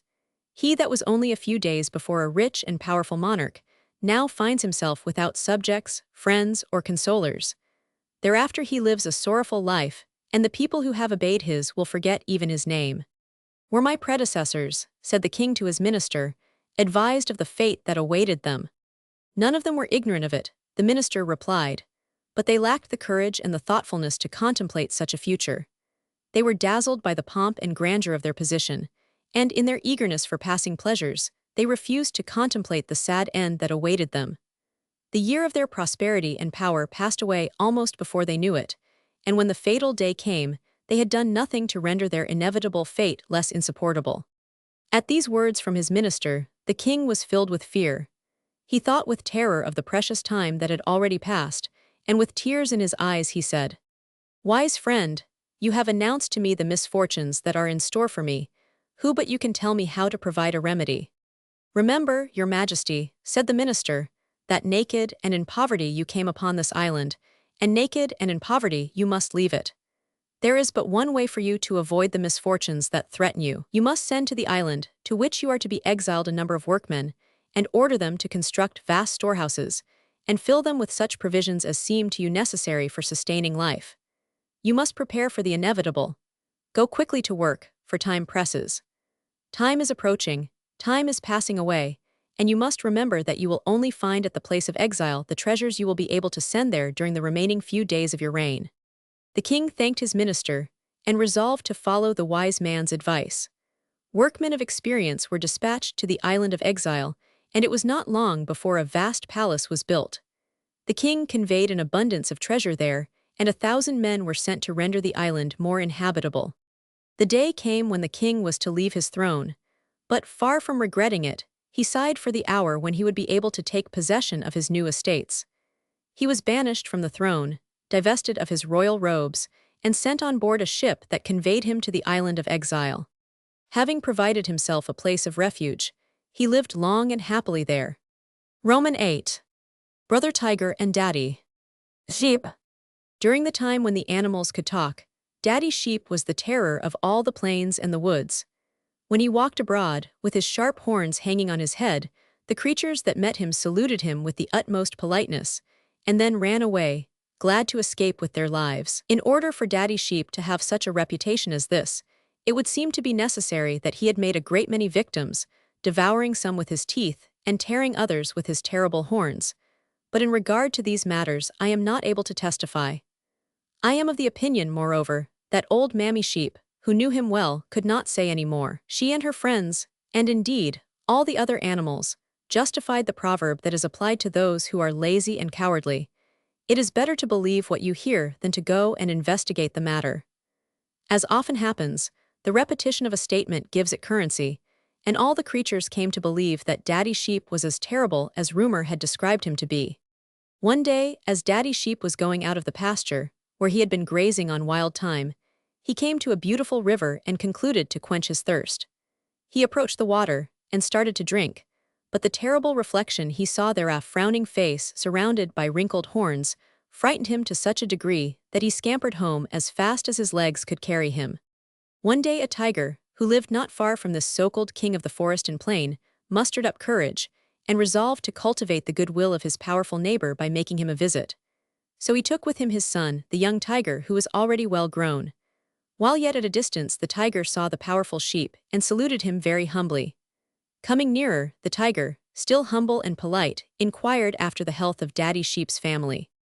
"I came, dear neighbor," said Brother Tiger, "to pay you a visit of respect. My good wife would have come also, but she is unavoidably detained at home expecting a visit from a friend, and she is compelled to postpone this pleasure to another day." "Come in, neighbor, come in," exclaimed Daddy Sheep. "To whom does this charming child belong?" "It is my child," said Brother Tiger. "Then you must accept my sincere congratulations," said Daddy Sheep. "And your own son," exclaimed Brother Tiger with effusive politeness. "How is he?" "He is very well, I thank you," said Daddy Sheep. "He is in the house." While the two fathers were gravely discussing the affairs of the country, the young tiger and the young sheep went out into the garden to play. After a while, Brother Tiger became so uneasy that he could scarcely keep still. "Excuse me a moment," he said to Daddy Sheep. "I will return directly." "Certainly, certainly," exclaimed Daddy Sheep. "Do not stand on ceremony here." At once Brother Tiger went out and whispered to his son, "Be careful, my child. You must be very polite with the little sheep, and do not get angry, or he will eat you up." The tiger went back to the house, and the two young friends returned to their play. Soon the young tiger forgot the counsel of his father, and during their frolic, he jumped on the little sheep and tickled him. This made the little sheep laugh and show his teeth. "Why, what small teeth you have!" cried the little tiger. "They are all like that in my family," said the little sheep, "and those of my father are not any longer." This set the little tiger to thinking, and as soon as the visit was ended, he exclaimed, almost before Daddy Sheep's door was shut, "Pappy, Pappy, did you see the little sheep's teeth? They are very short, and he says that those of all his family are no longer than his." "Hush," exclaimed Brother Tiger. "Speak low, you little rascal, or Daddy Sheep will hear you and eat us both." Brother Tiger, however, who had a mind of his own, thought that there might be something in what his son had said, and the idea gave him pleasure. Daddy Sheep was so fat, and his flesh must therefore be so delicate and tender. For a long time the suggestion of the little tiger worried Brother Tiger, and he was absorbed in deep thought. Finally, one day, he mustered up all his courage, and declared that he would taste the flesh of Daddy Sheep. But he thought to himself, how could he see Daddy Sheep's teeth? At last the opportunity presented itself, for Daddy Sheep and his son paid Brother Tiger a visit. Brother Tiger received Daddy Sheep with the greatest politeness, and saluted him. He invited Daddy Sheep into his house and begged him to make himself at home. For the refreshment of his guests, Brother Tiger set out wine. The little sheep drank some and went out to play, but Daddy Sheep, who was very fond of his glass, remained inside. "How do you like my wine, neighbor?" asked Brother Tiger. "It is most excellent," exclaimed Daddy Sheep with enthusiasm. "Then have another glass," said Brother Tiger. "Very well," said Daddy Sheep. "I thank you and drink to your health." Then he laughed loudly and said, "The weather is warm, and it is not out of place to take a glass of wine to arouse one." "That is true," said Brother Tiger. "My wine cleans the cobwebs from the throat and clarifies the brain." They drank together many times, but in spite of all, Brother Tiger was unable to see Daddy Sheep's teeth. He talked softly and modestly, and minced his words in a surprising way, as you have seen a young girl do. But Brother Tiger did not despair. He determined to accomplish his object, and so he again called attention to the wine. "Wake up, Daddy Sheep," he exclaimed. "I believe you are asleep. Arouse yourself and help me to finish this bottle." "Thanks, thanks," said Daddy Sheep, "but I am not thirsty." "Tut, tut, neighbor," said Brother Tiger, "that is not the way to talk. Thirst is only for the gnomes and the sprites who seek the dew. As for us, the kings of this country, we must drink to divert ourselves." Feeling himself flattered and enjoying it, Daddy Sheep extended his glass. It was promptly filled and he emptied it. It was as promptly filled once more, and he emptied it again. "Here's to your health," said Brother Tiger. "And to yours, my dear host," said Daddy Sheep, and he again emptied his glass at one gulp. The more Daddy Sheep drank, the gayer he became, and the louder he talked. He lost his customary reserve, but he had not yet condescended to laugh. Brother Tiger, however, continued to press wine on his guest, and it finally came to pass that Daddy Sheep sat back in his chair and laughed in the foolish way common to those whose brains are befuddled by the fumes of liquor. Brother Tiger saw the short teeth of his guest, and without hesitating a moment, he leaped on Daddy Sheep and strangled him. Hearing the loud outcry made by his father, the little sheep ran as quickly as he could to his mother. "The wicked tiger," he exclaimed as he ran home, "has killed my father, and has no doubt devoured him." At these terrible words, the mother sheep almost fainted with fright, and her grief was pitiful to behold. The little sheep joined his mother in her wailings, and the mournful noise they made attracted the attention of the Queen of the Birds, who came out of the forest and perched herself on a tree near their house. "What is the matter, good sheep?" she asked, "and what is the cause of your grief?" "Alas, alas, Brother Tiger has devoured my poor husband." "Ah, the infamous villain!" exclaimed the Queen of the Birds. "We will not dare to venture out any more," continued the mother sheep.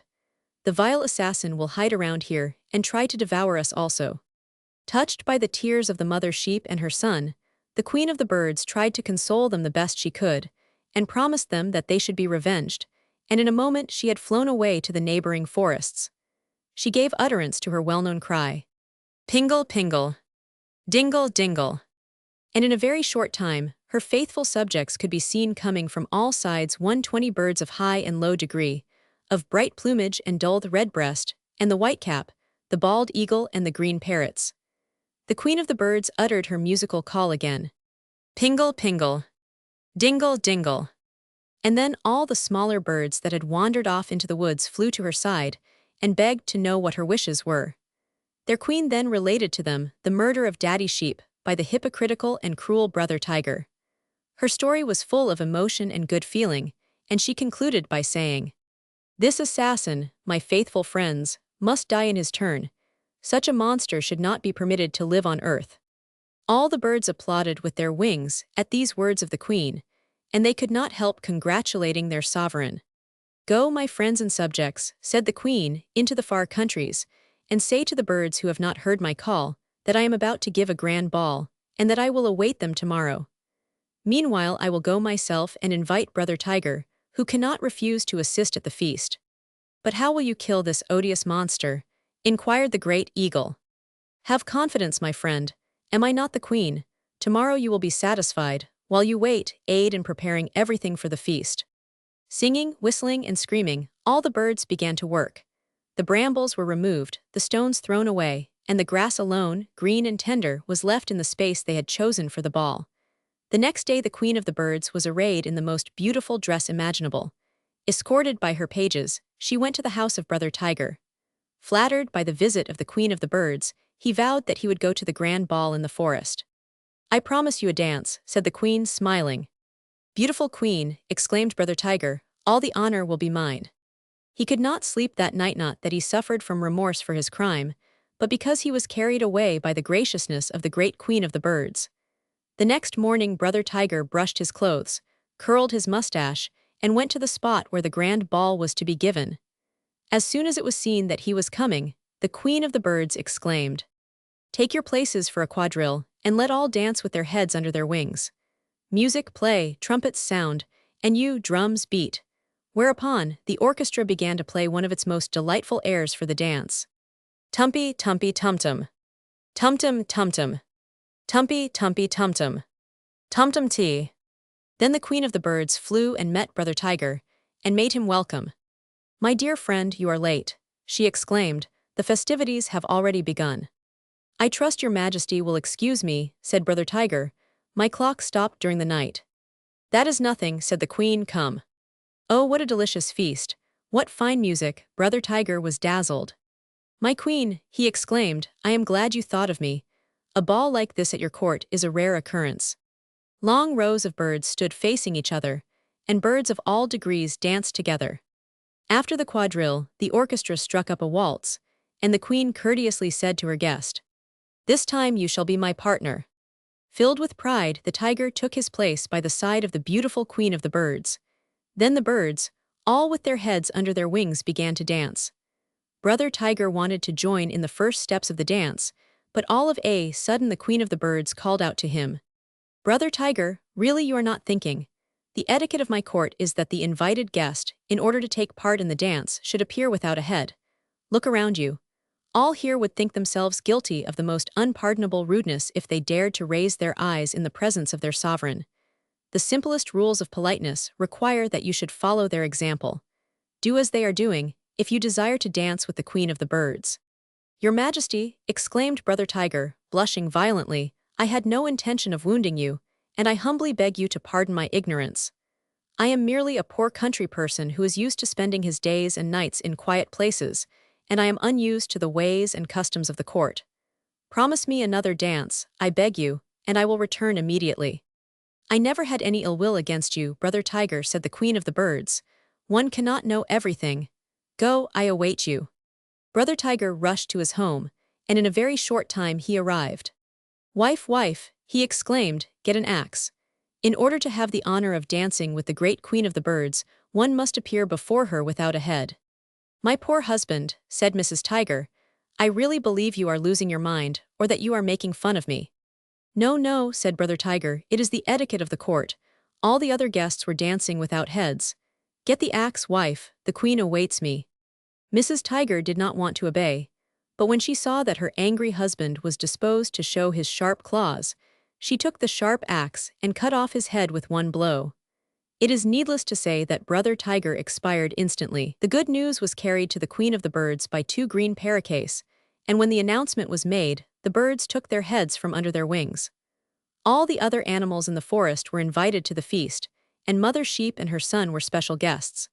They were still in mourning, and therefore did not take part in the dance, but they received special attention and consideration on all sides, and the wonderful orchestra kept up its playing. "Now, big sheep and little children, let me whisper something in your ears. It is better not to open your mouths at all than to be too familiar with people you do not know well." Roman Night. Jump in my sack. In a barren and an unproductive country there lived, a long time ago, a father and his 12 children. A terrible famine came on the country, and the unfortunate father said to his sons, "My children, I have nothing whatever to give you. Go out into the world, knock at each door, ask for work, and perhaps you will find the means of making your living." At these words, the youngest of the 12 brothers, Abdallah, began to cry and said, "I am crippled, and it is difficult for me to walk. How can I gain my livelihood?" "Dry your tears," said the father, "your brothers will take you along with them. They have good hearts, and if fortune smiles on them, you may be sure that you will not be forgot." Early next morning, the 12 brothers started out, after having faithfully promised their father that they would never be separated. But the deceitful brothers did not mean what they said. After several days of travel, the eldest said to the others, "Our little brother Abdallah is a continual burden. He delays our journey day by day, and if he continues to do so, we will never get out of this miserable country. Let us forsake him on the way, and perhaps some charitable person will find and take pity on him."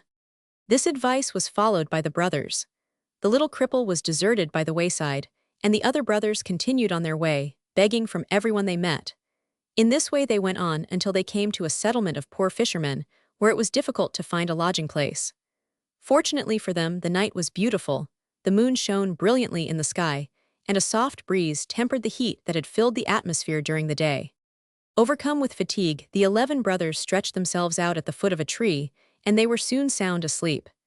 After a while the dawn made its appearance, the brothers awoke, and the eldest said, "For days and weeks we have been traveling without meeting with the good fortune we had hoped for. Let us leave this country for good and all. Only a strip of water lies between us, and a land of plenty." The unfortunate brothers soon saw an empty sloop.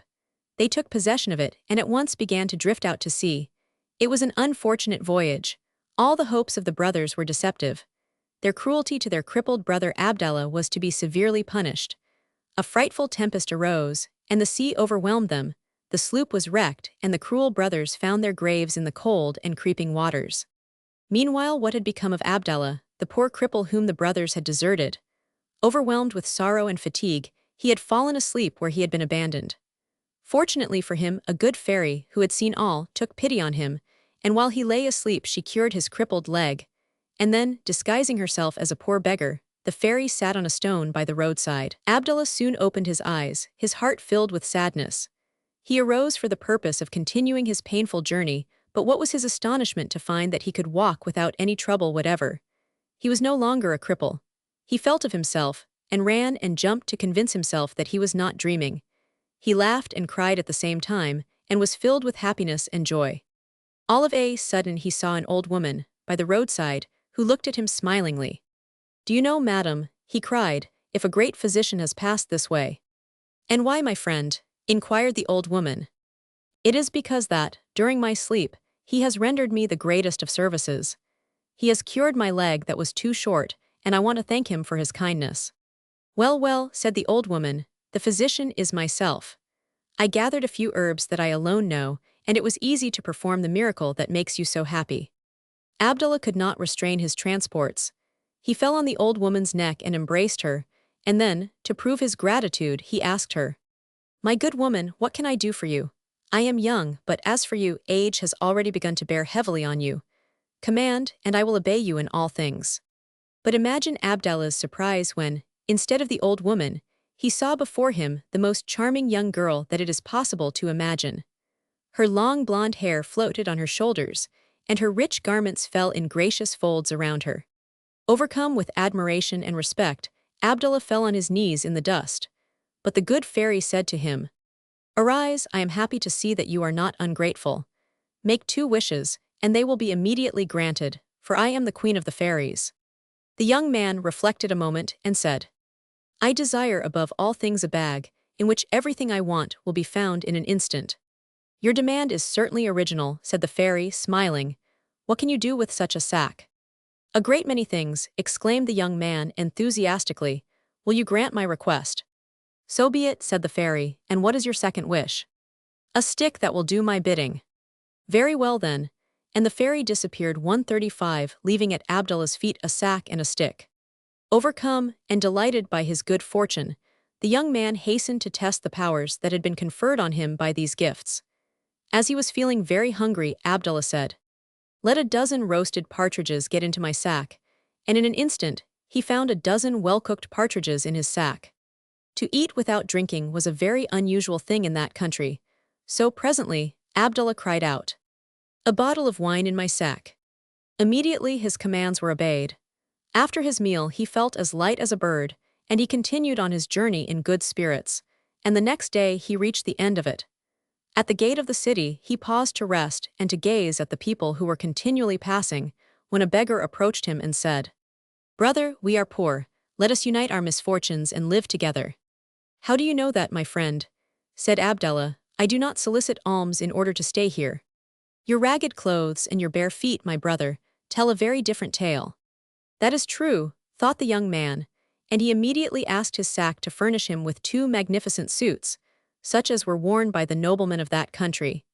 He gave one to the unfortunate beggar at his side, and clad himself in the other, and the 2 went into the city resplendent with gold and precious stones, so that everyone thought that 2 rich and powerful noblemen had come into the city.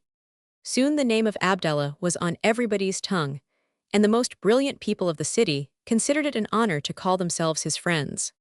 In that city, Abdallah found an evil spirit, which presented itself to him one day and said, "Magnanimous chief, the most respectful of your admirers is here before you." "What do you desire?" inquired Abdallah. "I want nothing," said the evil spirit, "but your reputation at the games is such that I desired to see you." "You flatter me a great deal," said Abdallah, "but really I cannot play. The game is entirely unknown to me." However, he went on to say, "I desire to make one of your party in the hope that you will teach me something about the games." The evil spirit and Abdallah made no delay in beginning the game, and the latter lost such large sums of money that the evil spirit thought that the young man was ruined. Contented with himself, and satisfied with the results of his journey, he was making ready to depart, when Abdallah saw the cloven foot that the evil spirit had not been able to disguise. "Ah-ha!" exclaimed Abdallah to himself, "it is with the evil one I have been playing. So much the better, I will show him that he made a mistake when he addressed himself to me." Satisfied with his discovery, the fortunate possessor of the sack and the wonderful stick was content to wait until the next day.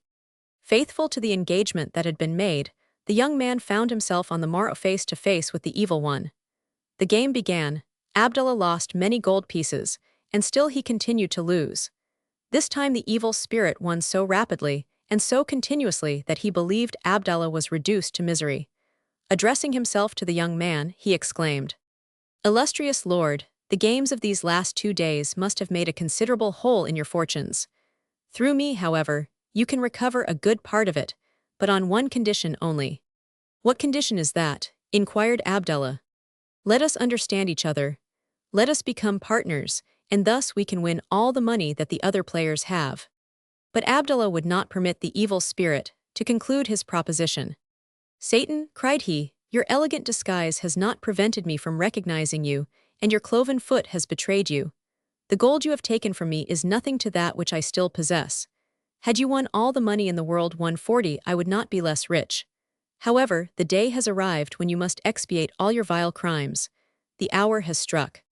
At these unexpected words, the evil one took on a sinister aspect, and with a frightful laugh he began to mock Abdallah. At this exhibition, Abdallah exclaimed, "Jump into my sack," and the old boy danced into the bag. "Stick, beat on him," cried the young man, and the stick began to beat on him in fine style, so much so that the evil one yelled, "Stop or I will be dead, let me out." "What a delightful misfortune this would be," exclaimed Abdallah. "Are you not content with matters as they are?" There was great rejoicing among the people who were gathered there. At last 141, after the stick had been beating the evil one for 2 hours, Abdallah said, "Enough, that is sufficient for today." "What," said the evil one, "is not that enough? Is the trouble not yet finished? Am I to have my bones broken another time?" "Another time and always," said Abdallah. "I want you to perish, so that you will not continue to cut up your capers." There was some further parley between Abdallah and the evil one, which resulted in returning many unfortunate young people to their homes, young people who had been lost through their passion for gaming. When these unfortunates were restored to their friends, Abdallah permitted the evil one to leave his sack. After a little, Abdallah, who was always trying to make people happy, had a great desire to return to his own home, so that he could see whether his father was still unfortunate. On his way thither, he met a big boy who was crying at the top of his voice and wringing his hands. "Well, young man," said Abdallah, "is your profession that of making faces? If so, what do you ask for them by the dozen?" "I am not in a laughing humor, my good sir," said the other. "What are you doing then?" exclaimed Abdallah. "My father," said the boy, "has fallen from a horse and broken his arm. I ran to the village for a physician, but knowing that we were poor, no one of them would stir themselves in my father's behalf." "Is that all?" said Abdallah, but the child continued to weep. "Calm yourself," said Abdallah, "your father shall not lack for anything. Tell me the name of the first physician you went after." "His name," said the boy, "is Abdul Medan." "Observe well," said Abdallah. "Dr. Abdul Medan, jump into my sack." And immediately a man appeared and fell into the wonderful sack. At the order of its master, the stick began to beat him. "Oh," said the boy, "what a beautiful sack you have. Will you give it to me?" "I cannot," said Abdallah, "but take this purse of gold. It will do you more good." All this time the doctor in the sack was yelling at the top of his voice, and writhing and moaning. Abdallah stopped the stick and then said, "Mr. Physician, take advantage of this opportunity to rub your bruised limbs, for you shall not come out of here until you are mashed into a jelly." "Mercy," cried the doctor, What have I done to deserve so terrible a chastisement? Do you dare to ask me, cried Abdallah, do you not recognize this unfortunate child? Have mercy, take pity on me, cried the physician. You did not take pity on others, said Abdallah, and I shall be inexorable toward you. Beat him, stick. The wicked physician howled with pain and fear, until finally Abdallah said, Stop, stick. I implore your mercy, cried the physician. Will you give me your word to take care of this poor boy's father if I release you? I will do whatever you say, said the unfortunate doctor. He shall lack for nothing. Then come out of the sack, said Abdallah. The doctor came out, and he was so badly bruised that he could scarcely stand on his feet, but Abdallah made him walk. Returning to the village, the doctor was so attentive to the poor sick man that there could be no doubt of his recovery, and Abdallah went on his way, anxious to see his father. After several days of traveling, he came to a dense forest, through which he was compelled to pass. Looking closely, he saw a pathway, which was scarcely discernible, and it was bordered on each side by thorns and brambles. This path led to a castle belonging to a terrible and cruel giant. The sun had gone down and night had set in, and Abdallah knocked at the door of the castle. Who are you? Said a voice. A poor traveler who begs for lodging. I receive no one unless it is giants who desire to have a tilt with me. We feast at night, and in the morning I hang them to a tree in the forest. Well, said Abdallah, I will have a tilt with you in the morning. Open the door and let me come in. Poor fool, said the giant, will you dare to contend with me? I will do my best, said Abdallah. Open the door, I beg you. Go away, said the giant, I do not wish to crush you. Oh, Mr. Giant, would you be afraid today, and have I the power to make you tremble? Poor creature, your impudence shall have its punishment. Come in, but tomorrow you shall be hanged. While I am waiting to balance myself on a limb, said Abdallah cheerfully, have my supper prepared. My appetite is large. The cruel giant smiled at Abdallah's pretensions, and as he was a charming man himself, he took occasion to divert Abdallah. The supper was fine, and the evening was very pleasant. The giant related his exploits. He had fought a lion, and he had vanquished a sea serpent with 7 heads which had attacked him. One day, when an army came to attack him, he had the soldiers hung to the trees that surrounded his castle. Great giant, said Abdallah, smiling, you make me tremble. It would be easy for you to get satisfaction out of a poor unfortunate creature like me. Miserable creature, said the giant, I warned you before you came into my castle. But eat and drink, above all drink, for tomorrow shall be your last day. Let us drink, Mr. Giant. Let us drink, since the night still belongs to me. Here's to your health. Overcome with fatigue, Abdallah left the giant and went to sleep, for he stood greatly in need of rest, and in the morning he was still asleep when the giant came to awake him. Get up, the giant exclaimed. You have lived long enough. Let us cross swords and see who will be the victor. It is useless, said Abdallah, the combat would be too unequal. Let me go, I pray you. No, said the giant, severely, you must die. Come quickly, I am in a hurry. Well then, said Abdallah, since you insist on it, we will fight, but I regret it, I assure you, for I really do not want to kill you. Enough, exclaimed the giant, your insolence will soon be punished. At this, the giant raised his great hand with the intention of crushing his opponent, when Abdallah suddenly cried out, Jump in my sack. The giant made a horrible grimace and seemed to hesitate, but at last, with a loud cry, he threw himself into the marvelous sack. Stick, do your duty, exclaimed Abdallah, and the magic stick, in a livelier manner than ever, began to whack the cruel giant with great energy. Do have mercy, exclaimed the giant, take pity on me. Abdallah had mercy and the stick stopped. What do you think of our contest? Asked Abdallah, have you a mind to renew it? You are a terrible sorcerer, said the giant, and I have never seen one like you. Then said Abdallah, you are conquered. Have it as you will, said the giant. What can I say to the contrary? You are right, said Abdallah. Good be, Mr. Giant, you should be more hospitable another time. The giant was anxious to accompany Abdallah, and he persisted in going with him until he had passed through the forest. Abdallah continued on his journey, and it was not long before he arrived at home, where he was gratified to embrace his old father. My dear father, he exclaimed, I am very rich. I am powerful, and I come to you. My dear child, said the old man, you deceive yourself, or my eyes have become very weak, for I only see a sack on your back and a stick in your hand. No, father, the son cried, we are rich, very rich. Hereafter we shall enjoy everything in abundance, and since the famine still continues, our neighbors will enjoy our good fortune." In a few words, Abdallah told his father how he had been abandoned by his brothers, and he told the old man also of the wonderful virtues of his enchanted sack. "Your kind-heartedness, my son," said the old man, "has had its reward. But let us not, in our prosperity, forget those who are sad and cry because they are hungry. Do not trouble yourself, my father. For such as these our table will always be spread, and our doors will never be closed against them." While the famine in that country lasted, Abdallah established a tavern, where everybody could get a meal without money and without price.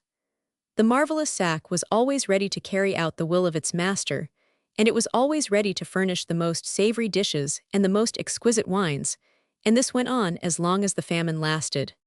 When the famine had subsided, Abdallah would not give any more, fearing that he would encourage the unworthy and thus render very indifferent service to the country.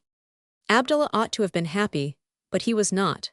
He had such a good and tender heart that he easily forgot and forgave all the injury that had been done him, and he was sad because he did not see around him all the wicked brothers who had forsaken him on the way. He called their names daily and commanded them to jump in his sack. Each time, however, he found in his sack only a pile of bones. His brothers were surely dead, and when Abdallah came to understand this fact, he shed bitter tears. In his turn, Abdallah's father died, and Abdallah himself grew very old. When he felt that his end was approaching, he drew a sigh of relief. Nevertheless, he did not want to die without seeing the good fairy who had been his benefactor. Feeling thus, Abdallah started on a journey, trembling with emotion, and it was not long before he reached the spot where he had met the gracious fairy. He seated himself on a stone and waited for the good fairy to appear, but she came not. He continued to wait, and after a time, death came along the road. "I am hunting for you," said the grim traveler. "Not for me, surely," said Abdallah. "Yes, for you," said the other. "I am waiting here for a friend," said Abdallah. "Do I seem to be an enemy?" asked Death. "No, no," cried Abdallah, "you are welcome, but I want an opportunity to greet my benefactor. I cannot go with you." But Death fixed his eyes on Abdallah, smiled a little and said, "Jump in my sack." X. A search for a friend. A rich merchant of Baghdad had a son that he loved most tenderly. The child had been reared with the utmost care, and no pains were spared to cultivate his mind as well as his affections. When the young man's education was almost completed, his father determined that he should travel in foreign parts. "My son," said the old man, "I have gray hairs and a white beard, and in my long career it has been given to me to know and appreciate the real value of men and things. You must learn then, my son, that among the pressing necessities of life the greatest of all is a good friend. Riches take wings, a touch of providence, a turn of the wheel of fortune, throws the richest into the depths of despair, but death alone, which carries all off, can take away a friend. A true friend is the only thing in this world that is always faithful. Find this rare pearl, my son, and you will have found the rarest of gems. I want you then, my son, to travel over the world. Travel alone gives the real experience. The more we see of men, the better we know how to live among them. The world is a great and a beautiful book that instructs those who know how to read it. It is a faithful mirror that reflects all the objects we ought to see. Go, my son," said the merchant of Baghdad. "Take this traveling stick, and in your journeyings think, above all other things, of the necessity of securing a true friend. In pursuing this object, sacrifice everything else, even what is most rare and most precious." The young man embraced his father and took his departure. He went to a foreign country and remained there some time, and then he returned to his own country. When he arrived, his father, astonished at his quick return, said, "I did not expect you so soon." "You told me to seek a friend," said the young man. "Well, I have returned with 50 who are all that you have described." "My poor child," responded the old merchant, "do not speak so flippantly of so sacred a name. A true friend is so rare that he cannot be found in droves, and those who pretend to be such are only so in name. They resemble a summer cloud that melts beneath the first rays of the sun." "Father," exclaimed the young man, 158, "your attack is unjust, and those that I look upon as my friends, those whom I regard as my friends, would not see me suffering or in adversity unless their hearts went out to me." "I have lived 70 years, responded the old man, "and I have been tried by good and bad fortune. I have known a great many men, and during these long years it has been well-nigh impossible for me to acquire a friend. How, at your age, and in such a short time, have you been able to find 50 friends? Learn from me, my son, to know human nature. The old merchant strangled a sheep, put the carcass in a sack, and stained his son's clothing with the blood of the animal. At night the young man was told what he must do, and he took the carcass of the sheep on his shoulder and went out of the city. Soon he arrived at the house of his first friend, and knocked at the door, which was promptly opened to him. His friend asked him what he wanted. "It is in the midst of misfortune that friendship is put to a trial," responded the young man. "I have often told you of an old feud that has existed between our family and that of a lord of the court. Not long ago we met in a secluded spot. Hatred placed arms in our hands, and he fell lifeless at my feet. For fear of being pursued by justice, I seized his body. It is in the sack you see on my shoulders. I beg you to hide it in your house until this affair has blown over." "My house is so small," said the friend, with an air of sorrow and embarrassment, "that it can scarcely contain the living who dwell in it. How could I find room for the dead?" The young man begged his friend to have pity on him, but without avail, and the ungrateful man shut the door in his face. "You see, my son," said the old merchant, "these are the kind of friends on whom you were depending." "To tell you the truth, father," said the young man, "I have always suspected that this particular friend was a hypocrite, but all are not so. Wait, and you shall see." The younger man continued to knock at the doors of his friends. 50 times he met with the same reception. No one wanted to do him the kindness to hide the body. "My son," said the old merchant, "you must see at last how little you can depend on man. What has become of the friends whom you were praising to me a little while ago? In your supposed misfortune, each one has forsaken you. I will show you the difference between the one real friend that I have and the 50 false ones whom you have tested." As they talked, the father and son reached the door of the house of the one whom the old merchant had represented as the model of perfect friendship. The merchant related to his friend the imaginary misfortunes that had befallen his son, and begged the friend to hide the compromising sack. "Oh, happy day and blessed hour," exclaimed the faithful friend. "My house is large, and herein you may hide whatever you choose." "Think," said the young man, "of the great dangers to which you expose yourself. Who knows but you may be accused of the murder, or, at least, of favoring the assassin." "Well," said the other, smiling, "one must expose one's self to many perils when one desires to save the son of a friend. Go to my summer residence, where you will be safe from the clutches of the law. I will come to you from time to time, and keep you company, and if ever misfortune happens to you it will likewise fall on me." At this, the merchant of Baghdad opened his arms, and pressed to his heart the devoted friend, thanking him for his generous offers, and relating to him the simple artifice by which he had taught his son how rare true friendship is in this world. A Child of the Roses. Once upon a time, there was a king who had 3 daughters as beautiful as the stars that shine in the skies, and as different in their beauty. One day the king was sitting on his gorgeous throne, and he called his children and said, "I love you all better than I do my life. Now tell me in turn the nature of the affection you feel for me. According to your answer, I shall give each of you the husband that you deserve." The eldest approached and said, "I love you better than I do my golden hair and my blue eyes, and I would do anything in the world to be agreeable to you." "My beloved daughter," exclaimed the monarch, "the king of Syria shall become your husband." The second daughter spoke thus, "I love you, my father, 1,000 times better than a queen loves her crown, 1,000 times better than a dove loves her young, and to please you I would voluntarily throw myself into a burning furnace. Oh, my child, let me embrace you. The Prince Muraz, the handsomest of men, shall be your husband." The youngest daughter, the favorite of the fairies, the charming Mirza, exclaimed, "I love you, my father, as we love the salt in the bread, as the fish loves water, and as the May rose loves the dews of the morning." At these words the king turned pale with anger, and exclaimed, "Go away, leave me. You are an ungrateful daughter who cares for no one. Is it thus that you show gratitude for the pains I have taken with you? The love you have for me goes no further than the salt in the bread. Go away." The king drove his daughter from the palace, and ordered one of the waiting maids to follow her everywhere, and to return only to announce her death. The waiting maid took with her her own daughter, Calamir, and the 3 women traveled at haphazard for 3 days and 3 nights. Finally they perceived an abandoned cabin, and the princess cried out, "Let us stop here," whereupon the women took up their abode there.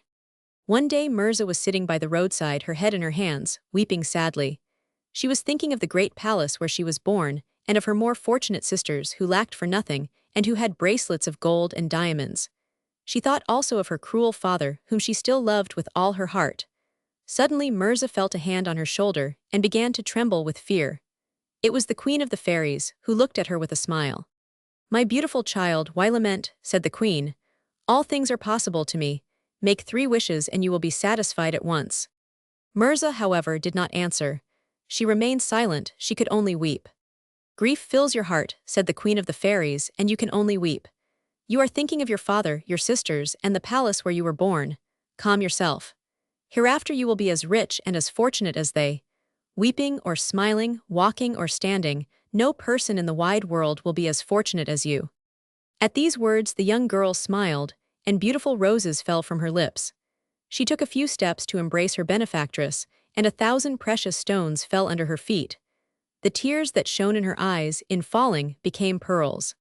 "Kind fairy," exclaimed Mirza, beholding these things, "what wishes could I have made that would have been comparable to these gifts you have heaped upon me? 1,000 thanks." The young girl pressed the Queen of the Fairies to her heart, kissed her hands and her lips, and gave full play to her happiness. Some days afterward, the Princess Mirza said to her waiting maid, "Go into the neighboring city, inquire for the best architect to be found, and tell him to bring 100 experienced workmen." The maid went into the city, secured the architect, and when 3 days had passed the workmen arrived. "Queen of women," said the architect, "what can I do to please you? I want you to build me a marvelous palace of pure gold, with 10 doors of diamonds and 1,000 windows of crystal. Build me a palace supported by 100 columns of rubies and emeralds. I want it to be so resplendent that the neighboring kings and princes will stand amazed when they behold it." The builders went to work, and in the course of a year the masterpiece of architecture was completed. One day the sisters of the princess passed that way. They were going to see their parents, and a joyous escort accompanied them, playing on 1,000 instruments in order to make the journey pleasant. "My gentle pages," exclaimed the eldest, perceiving the palace, "to whom does this magnificent building belong? Is it the home of the fairies?" "Gracious Queen," responded one of the pages, "no one knows." "Go then," said the princess, "and find out, and say that we desire to visit this wonderful palace." When the messengers announced to Mirza the wishes of the princess, she exclaimed, rapturously, "These are my sisters, the children of my mother who come to visit me. Happy day. Pages, return and tell them that I await them." But the pages did not move. Each one seemed to be petrified with surprise and admiration. While Mirza was speaking, the most beautiful and fragrant roses fell from her lips, and at her feet hundreds of precious stones, pearls, rubies, amethysts, and diamonds sparkled and glittered. Finally, the messengers returned to the princesses, and when the latter found that this beautiful palace belonged to their younger sister, they could not refrain from shedding tears of joy. Immediately, they made their way to the palace, and soon they had the pleasure of embracing the sister whom they had long given up for lost. The 2 princesses stayed a long time at the grand palace, their eyes dazzled at everything they saw. They were much astonished at the magnificent gifts showered on them by their sister. They went away from the palace with regret, and they were very sorry they could not carry away with them, in addition to their gifts, pieces of the precious stones with which the courtyard was paved.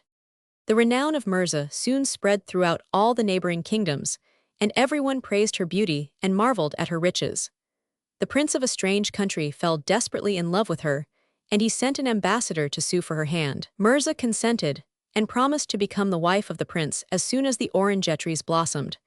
The ambassador was delighted, and hastened to announce the joyous news to his master. Magnificent feasts were given at the court of the prince, and soon everything was ready for the wedding.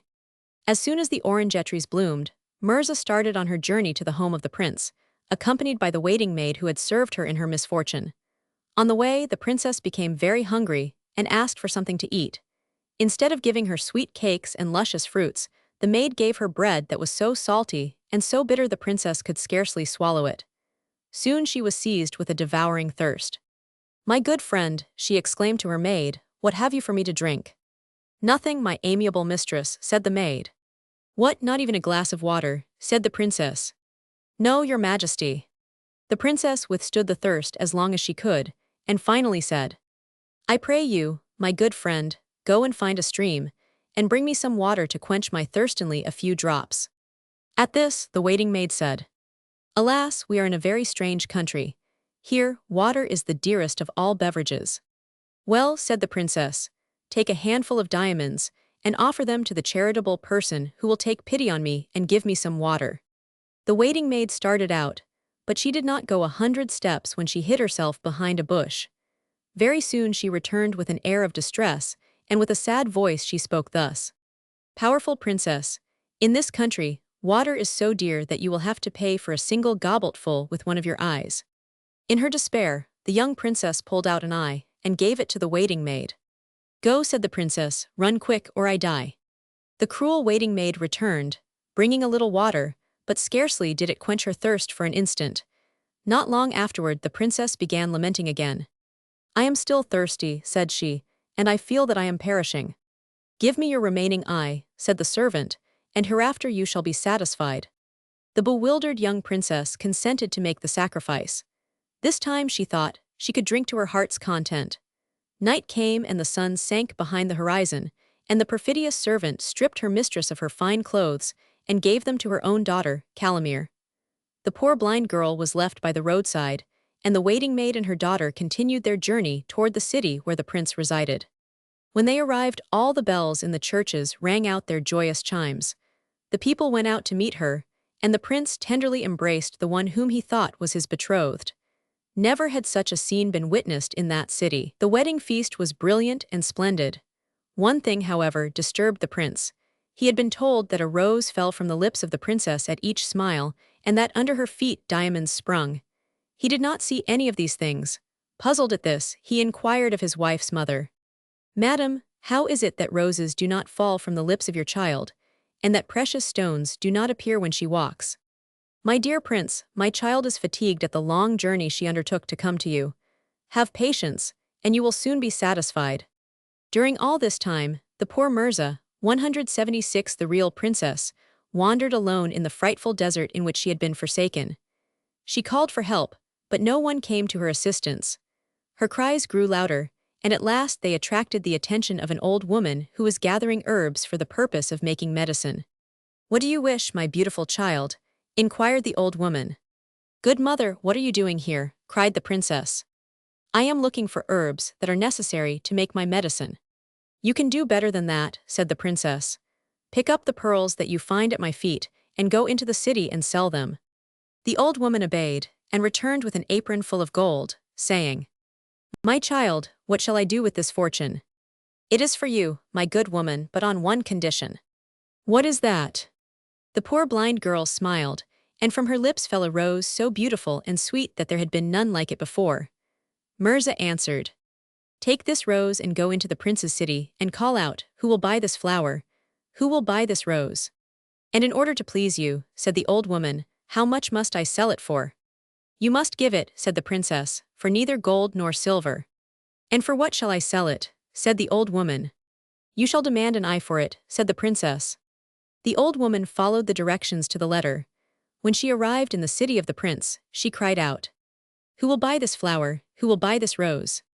At these words, Mirza's deceitful servant ran to the window of the palace and asked, "Tell me, good woman, for what will you sell such a beautiful rose?" "I will sell it for an eye," said the old woman. "Heavens, what would you do with an eye?" said the maidservant. "That is my affair," said the old woman. "Well then," said the waiting maid, "stay a moment." And she ran to her room, and as she had been careful enough to save the eyes of her mistress, she took one and gave it to the old woman. "Take this, good woman," she exclaimed. "And here is your rose," said the old woman. At night, when the prince returned to the palace, his mother-in-law said to him, "See this beautiful rose. There is none like it in the flower gardens. My daughter made it with a smile." "It came in good time," said the young prince, "but I can scarcely believe it. 1,000 times I have seen your daughter smile, and nothing has fallen from her lips." All this time, the old woman who had sold her rose for the eye was on her way to the Princess Mirza. But as she went along, the eye fell from her hand and was lost. She hunted for it a long time, but meanwhile the eye, apparently directed by the good fairies, made its way to the blind girl, who put it in its place, and immediately she saw clearly. The old woman returned disconsolate. "Alas, my beautiful child," she exclaimed, weeping, "I sold your rose as you directed me, but unfortunately the eye I received as the price escaped from my hands, and I could not find it, though I hunted for it far and wide." "Do not trouble yourself, my good woman," and Mirza smiled, and another rose fell from her lips. "Go," said she again, "and sell this flower on the same conditions." The rose was carried to the castle as the other had been, and sold for the other eye. The princess recovered her sight and regained her beauty. Shortly afterward, the beautiful Mirza said to her companion, "Go into the towns and villages, and inquire by which road the king of this country goes on his hunting excursions." This order having been obeyed, the young princess sent for a number of workmen and an architect. On her way in search of these, the old woman met a little gray man who had a hump on his back. "Where are you going, Margaret?" cried the little hunchback. "I am hunting for workmen, and for an architect," she replied. "I am your man," exclaimed the dwarf. "Are you capable?" asked the old woman. "Patience, Margaret, patience," exclaimed the little gray man. "Of that you will have to judge later." Mirza accepted the dwarf as her architect, but she could not help saying to him, "Little gray man, where are your workmen? Do you think to build by yourself the palace I desire?" Scarcely had she finished speaking, when at the sound of a low whistle from the little gray man, there appeared on all sides hundreds and thousands of brownies, who were cutting all sorts of antics and capers. Some jumped, some ran, some walked on their hands, and some floated in the air as light as thistledown. But each of them, when he passed before the little gray man, said, "Your Majesty, what do you wish today of your faithful subjects?" To these questions, the little gray man replied, "Make the most beautiful palace to be found in all the world." Mirza, the princess, was filled with astonishment. Never before had she seen so many brownies gathered together in one place, and she said to herself, "Surely these must be the children of the fairies." And full of happiness, she went here and there, speaking a kind word to all, and at every step she took hundreds of precious stones were scattered under her feet, and at each smile a rose fell. At last all the brownies were set to work under the direction of the little gray man. Some felled the great trees of the forest and trimmed them, some delved in the mines for marble and precious stones, and others forged the rare metals out of which the vast columns of the palace were to be made. Rapidly the new palace was built, and when it was finished, it shone in the land like a rare jewel in the bosom of a beautiful woman. "Now then," said the little gray man to the beautiful Mirza, "are you satisfied with my work, and do you repent having chosen me for your architect?" "Powerful and most generous king of the brownies," she said to the little gray man, "how can I be dissatisfied at the sight of this rare palace, which you have built for me?" "This being so," said the little gray man, "what is to be my reward?" At this the young girl smiled, and a beautiful rose dropped from her lips. "This shall be your reward," said she, giving him the flower. "Thanks, thanks," exclaimed the little gray man, and he instantly disappeared. The brownies were paid in the same way, and the young girl soon found herself alone with the old woman. One day passed, then two, then three, and still the prince did not come hunting. At this Mirza grew impatient, and she said to the old woman, "Go to the top of the hill, and see if the prince is not coming." The old woman went to the top of the hill, and looked around on all sides, but there was nothing in sight. The roads on every side were dusty and deserted, and she returned to her mistress. "What did you see?" inquired the princess. "Nothing, your Majesty, but the floating clouds and the beautiful flowers." "Go then and look again," said Mirza. The old woman looked again and then returned. "What have you seen?" inquired the princess. "The waters flowing, the grasses growing, and in the limbs of the trees I heard the breezes murmuring." "Return and look again." So the woman went, and when she had come back the princess said, "What have you seen?" "Away in the distance, on the dusty road, I saw horsemen coming." "It is the prince," said Mirza, and sure enough the prince, followed by his retainers, his huntsmen and his dogs, soon made his appearance. Suddenly the prince, seized with admiration, paused and looked around him. Here, where there had been only briars and brambles, there arose before his view the marvelous palace that had been erected by the little gray man. "To whom does this dazzling palace belong?" asked the prince, but no one could answer him. "Await me here," said the prince to his followers. "I will go and inquire, but I will return immediately." He approached the door and knocked, but there was no response, and one would have supposed the palace was uninhabited. He knocked again, but everything was silent except the clamorous echoes which he himself had aroused. Then the prince climbed up to the nearest window, opened the blinds, and found himself in a marvelous saloon which was uninhabited. He pursued his way through beautiful halls and apartments, until he came to a room more beautiful than the rest. On a bed of gold, Mirza was reclining, and as he approached she arose and exclaimed, "Who has dared enter my palace?" "Powerful princess," said the young man, "I am your slave. Do with me as you will." "Who are you?" she cried. "The king of all this country, most unfortunate of men, since I have seen you." At these words the young girl smiled, and from her lips fell a rose. She took a few steps forward, and precious stones covered the carpet where she walked. "What do I see?" exclaimed the prince, filled with astonishment. "Are you not Mirza, my affianced?" "Yes," cried the happy girl, "I am Mirza, who loves you. I am Mirza, whose hand you demanded in marriage through an ambassador." At the remembrance of her misfortunes tears shone in her eyes, and pearls fell therefrom. The prince was overjoyed. He had been deceived, but he was now happy. Mirza told him all, and he would have had the deceitful servants burned at the stake, but the princess interceded for them, and they were banished from the country. The prince and Mirza lived long and happily together. Roman 12. The King of the Lions. A donkey one day thought that the time had come for him to go and seek his fortune, so he broke his halter and ran away into the broad fields. The grass was high and rank, and there was no lack of thistles. Happy over his good fortune, Brother Donkey brayed so loud and so joyously that Mr. Lion, who happened to be passing that way, stopped to inquire what the matter could be. At the sight of Brother Donkey, Mr. Lion was paralyzed with astonishment. Never, in all his wanderings, had he seen such a creature. Mr. Lion looked at Brother Donkey from a distance. Then he approached a little nearer, and finally mustered up courage to say, "Who are you, and what is your name?" "My name is Brother Donkey," replied the other, "and I am the ruler of all donkeydom." "I do not know that country," said Mr. Lion, "but I myself am a monarch, and the most of the other animals have chosen me for their king." "If that is the case," said Brother Donkey, "we are brothers, and we will continue our travels together." "With the greatest pleasure," responded Mr. Lion. "One can only gain by being in good company." So the two started on their journey together. As they went along, Mr. Lion thought he saw that Brother Donkey was not as formidable as he had at first appeared. There was something in his gait, something in his appearance, that led to this suspicion, and when he saw a tiger, he seemed to be so frightened that the king of the desert said, "Come, my friend, and let us wrestle together for fun." "No, no, my comrade," exclaimed Brother Donkey, "for I am so strong that in spite of myself I should be compelled to crush you with my feet." Mr. Lion, thinking this was true, made a profound bow to the king of donkeydom, and the two continued on their journey together. It so happened that they had to cross a river. With one bound, Mr. Lion reached the other side, but on the contrary, Brother Donkey went down into the water and began to swim in a very awkward manner. So awkward, indeed 192, that it seemed he was in danger of drowning. "How is it," exclaimed Mr. Lion in astonishment, "that you cannot swim?" "What, said Brother Donkey. "I split the water more rapidly than a boat, and the fishes themselves could not beat me in a race." "If that is true," said Mr. Lion, "why does it take you so long to cross a stream?"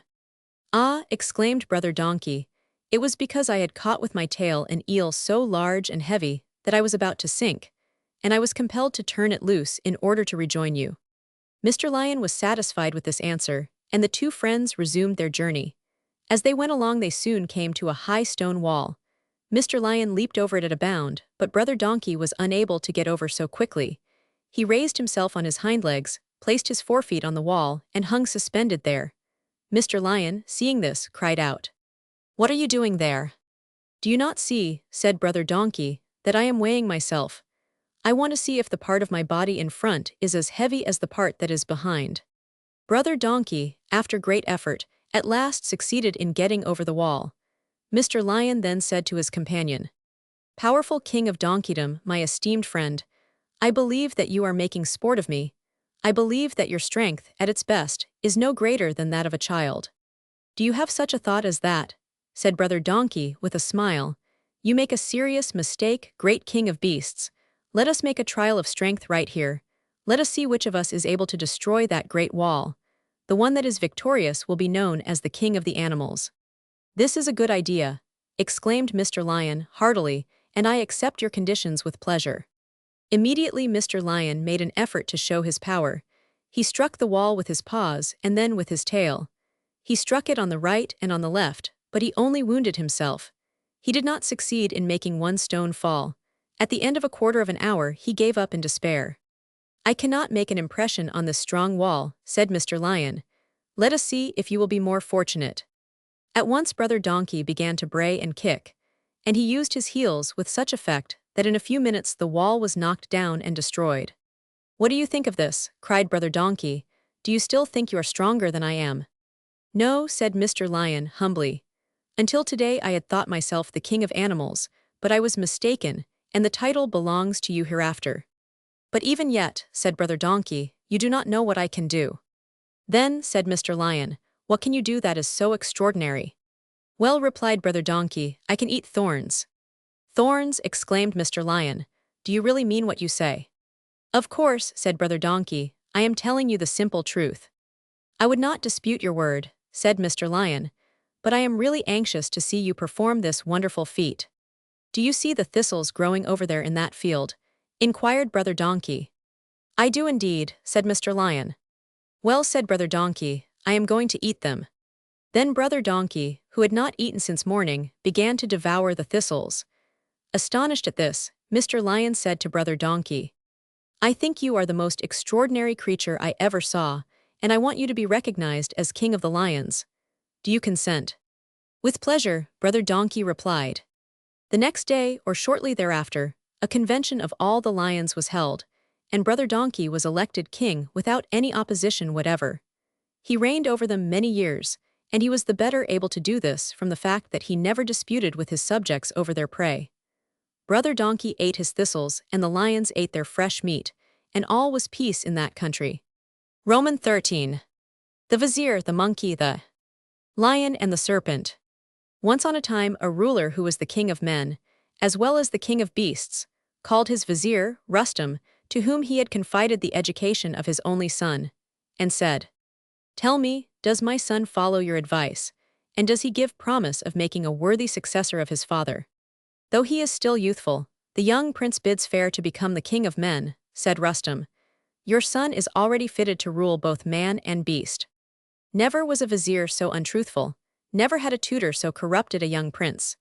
He had implanted in his pupil's mind the vices which were his own. He had made him greedy, unjust, and impatient at the least contradiction. The vizier had made the young prince believe that the people whom he was one day to govern were a lot of miserable cattle who were to be imposed on at the king's will. It happened in those days that a merchant came to the king's palace, having for sale a collection of rich jewels. He had them of all kinds, and all prices diamonds, pearls, rubies, and emeralds all heaped together in a beautiful casket of carved cedarwood. The prince remained for hours admiring this marvelous collection of treasures. "Ah," he exclaimed, "how I wish I had money enough to buy all that I see." "Prince," said the vizier, "are you not the master? Command, and these treasures are yours." "Well then," said the prince, "so be it." And with that his slaves took possession of the casket and drove the poor merchant away from the palace. The merchant, however, was not willing to submit to such an injustice. He went about making his charges and his complaints in the public places, until at last the matter became a scandal that could not be overlooked. So the powerful young prince had him whipped with such severity that he expired not far from the palace. The news of this terrible crime came speedily to the ears of the king, who became enraged with his son and with the perfidious Rustum. He drove them both from the palace. The tutor was banished from the court, and the young prince was placed in a castle at some distance from his father's palace. Forgetting the irreparable injury he had caused, the vizier one day went to see his former pupil. He fancied he would be received with open arms as in the past, but what was his surprise to find himself loaded with reproaches. With a significant gesture, the young prince ordered his old tutor from his presence. The vizier retired in confusion. It was night, and for a long time he wandered in the forest. Vaguely walking about, he fell in a pit that had been set as a trap for wild animals. What was his terror to find himself in the company of a lion, a monkey, and a serpent, each of whom had fallen into the pit. When morning came, the ex-vizier found himself in the midst of sad reflection. He was fearful that he would lose by hunger the life these beasts had left him, when, all of a sudden, he saw a man peering over the edge of the pitfall. Then the vizier set up a terrible cry, and the traveler, touched with pity, threw him a rope so that he could escape from his perilous position. The monkey, nimbler than the vizier, seized the rope and ran up it, much to the surprise of the traveler, who had expected a different visitor. "You will not be sorry for this," said the monkey by way of apology. "I know how to be grateful for service, and I know how to cherish a benefactor. To prove to you that I am in earnest, I will give you a piece of advice. Do not rescue the man whose voice you heard in the pitfall. He is a knave, and he will soon cause you to repent of your generosity. I live at the foot of the mountain yonder, where I hope to meet you some day and be of service to you. Farewell." The traveler was not much impressed with the words of the monkey, but he allowed the creature to go its way, and threw the rope again into the pitfall in the hope of rescuing his fellowman, whose voice he had heard. In a moment he felt a considerable weight on the rope, and he thought that he was now rescuing the man, but to his utter surprise, a terrible lion came climbing up. His mane was shaggy, his teeth were white and cruel, and his claws were long and crooked. It seemed to the traveler that he would be compelled to drop this terrible creature back into the pitfall, but the lion's voice reassured him. "Do not be afraid," said the lion. "You have won a protector whose services are not to be disdained. You have given me my life today, and perhaps I may be able to save yours. Your fellowman, who is still in the pitfall, will never be able to be of such service to you." The traveler thereupon redoubled his efforts and drew the lion to the top. "Friend," said the lion, "my den is in this forest, opposite the mountain. Come and see me, and you will always be welcome." There still remained 2 prisoners to deliver, and the rope was thrown back in the pit. The serpent wound himself around it and was drawn up. "Generous friend," cried the serpent, "I want to give you a piece of advice, and as advice is considered to be cheap, I have no idea that you will follow it. Serpents are considered to be wise. I have left in the bottom of this pitfall the most outrageous impostor the world has ever seen. Leave him to his fate if you do not wish to regret your kindness. You seem to be too kind, but on the faith of a serpent, I will deliver you out of the first difficulty into which your good heart gets you. My house is all along the walls of the neighboring city." But in spite of all this advice, the traveler was too generous to permit his fellowman to die in the pitfall, and for the 4th time he dropped the rope. The vizier seized it and was saved. It is impossible to describe the joy of the vizier at this turn of affairs. His expressions of gratitude were effusive. He embraced his deliverer and called him his savior. He wanted to relate his history to the traveler, and in doing so began to deceive his benefactor. He spoke only of the injustice of the king, and his discourse seemed to be so full of truth that the traveler was grateful that it had fallen to his lot to rescue so admirable a person. "I live in the adjoining village," said the deposed vizier, "and I offer you a home there. You shall be made welcome." The traveler thanked him heartily, but he had other ends in view. He was on his way to the Ganges to purchase merchandise, and he proceeded thither with that inward satisfaction that arises from the accomplishment of a good deed. On the shores of the Ganges, in India, the traveler entered into trade, and his fortunes prospered. He soon found himself possessed of a large sum of money, and he was filled with a desire to see his native country. He returned by the same road, and after traveling for some time, he found himself once more in the forest where, on a former occasion, his rope had been of such assistance to the unfortunates who had fallen into the pit. He remembered with pleasure the eloquent words of the grateful Rustum, and he regretted that he could not see his old friend. As for the 3 animals, monkey, the lion, and the snackathere, remarks had made but little impression on his mind. He was only grateful to them for not having devoured him. While he was thinking of these things, the rich traveler found himself surrounded with enemies even more ferocious than the animals he had rescued. He found himself in the midst of a band of thieves. The robbers seized the traveler, compelled him to dismount from his horse, took possession of his treasures, and were preparing to take his life, when the captain of the band remarked that it would be a useless murder. But the thieves bound the traveler at the foot of a tree and left him to die there of hunger. The cries of the unfortunate traveler reached the ears of the big monkey that had been rescued from the pitfall. His instinct recognized the voice of his deliverer, and he came to the rescue of the traveler. The monkey seized the bonds in his strong teeth, and they soon fell apart, and it was not long before the traveler was free to go his way. But the grateful monkey took him to his home, where fresh fruits appeased his hunger, and cool and pure water quenched his thirst. To the monkey, the traveler related his sad adventure, and the recital touched the heart of the grateful animal. The monkey had lived in the forest so long that he was not only familiar with the habits of the robbers, but knew where their abode was. To that he made haste to go. He found the robbers asleep, with many treasures by their side.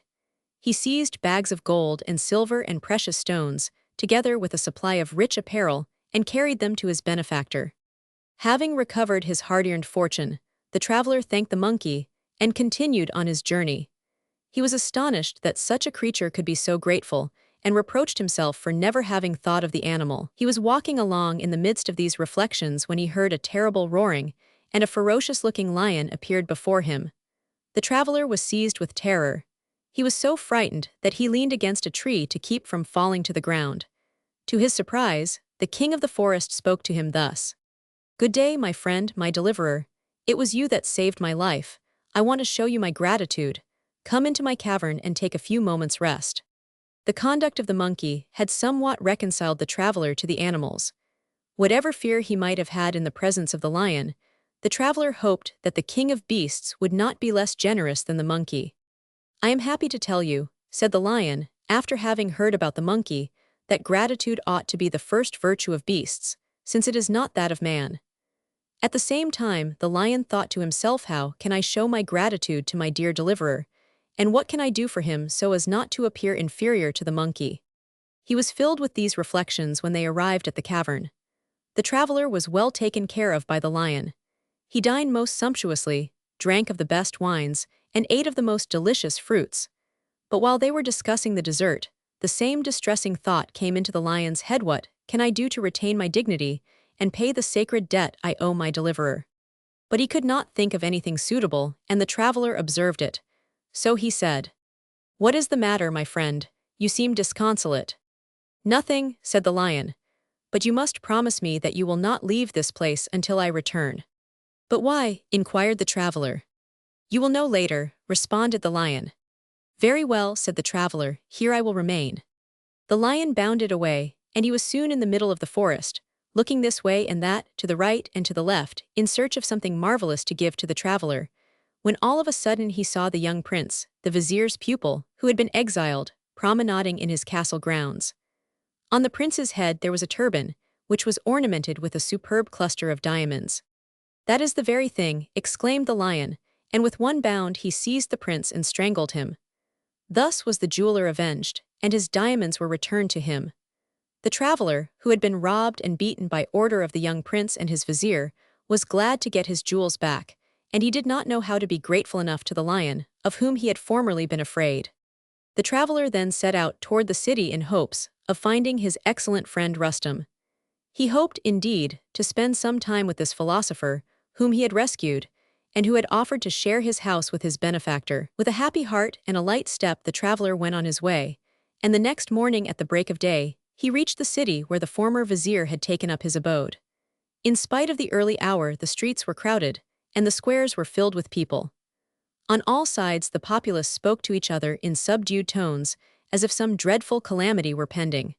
The curiosity of the traveler was excited, and he approached a group and listened. Someone was relating that the young prince, who had been exiled from the court, had been found bleeding and dead in the park of the castle. It was thought that the murder of the prince was the work of some thief who desired to get possession of the beautiful jewels that the young man wore. Having his curiosity satisfied, the traveler made his way to the house of his friend, the philosopher Rustum, where he was received with open arms. According to the wishes of his friend, the traveler related all the particulars of his journey, which were even more wonderful than are related here. He told, in short, his whole history. He told Rustum of all his trouble, how he had been rescued by a monkey, and how he was met by a terrible lion who was rejoiced to see him, and who had given a sumptuous feast in his honor, and who, thinking this not enough, had presented him with a magnificent cluster of diamonds. After relating this extraordinary adventure, the traveler made bold to exhibit to Rustum the beautiful diadem, who regarded it with a greedy and knowing look, and who made many exclamations of surprise and admiration. The worthy traveler did not foresee the troubles that this unfortunate diadem was to cause him. He did not know that it had been the cause of the death of the son of the king. Meanwhile, Rustum was thinking to himself, "I recognize these diamonds. They belong to my young master. What a reward must be in store for the one who will inform the monarch of the murderer of his child. Night came, and the traveler was fast asleep. The cluster of diamonds was lying on a table. The cowardly vizier seized it and ran to the palace. The ingrate, cowardly as he was, would not hesitate to sacrifice his benefactor, provided he could recover his lost power. Here is the property of the son, whom you have so rigorously punished. Do you recognize these diamonds? I have in my power the assassin who had possession of this diadem. The unfortunate king wept on seeing the familiar ornament which his favorite son had worn. He kissed it, and pressed it to his heart as if it had been his favorite child. "Let the murderer be brought before me," he exclaimed, "and he shall be thrown into the darkest dungeon." The unfortunate traveler, who was ignorant of the crime of which he was accused, was brought before the king with trouble and confusion imprinted on his features.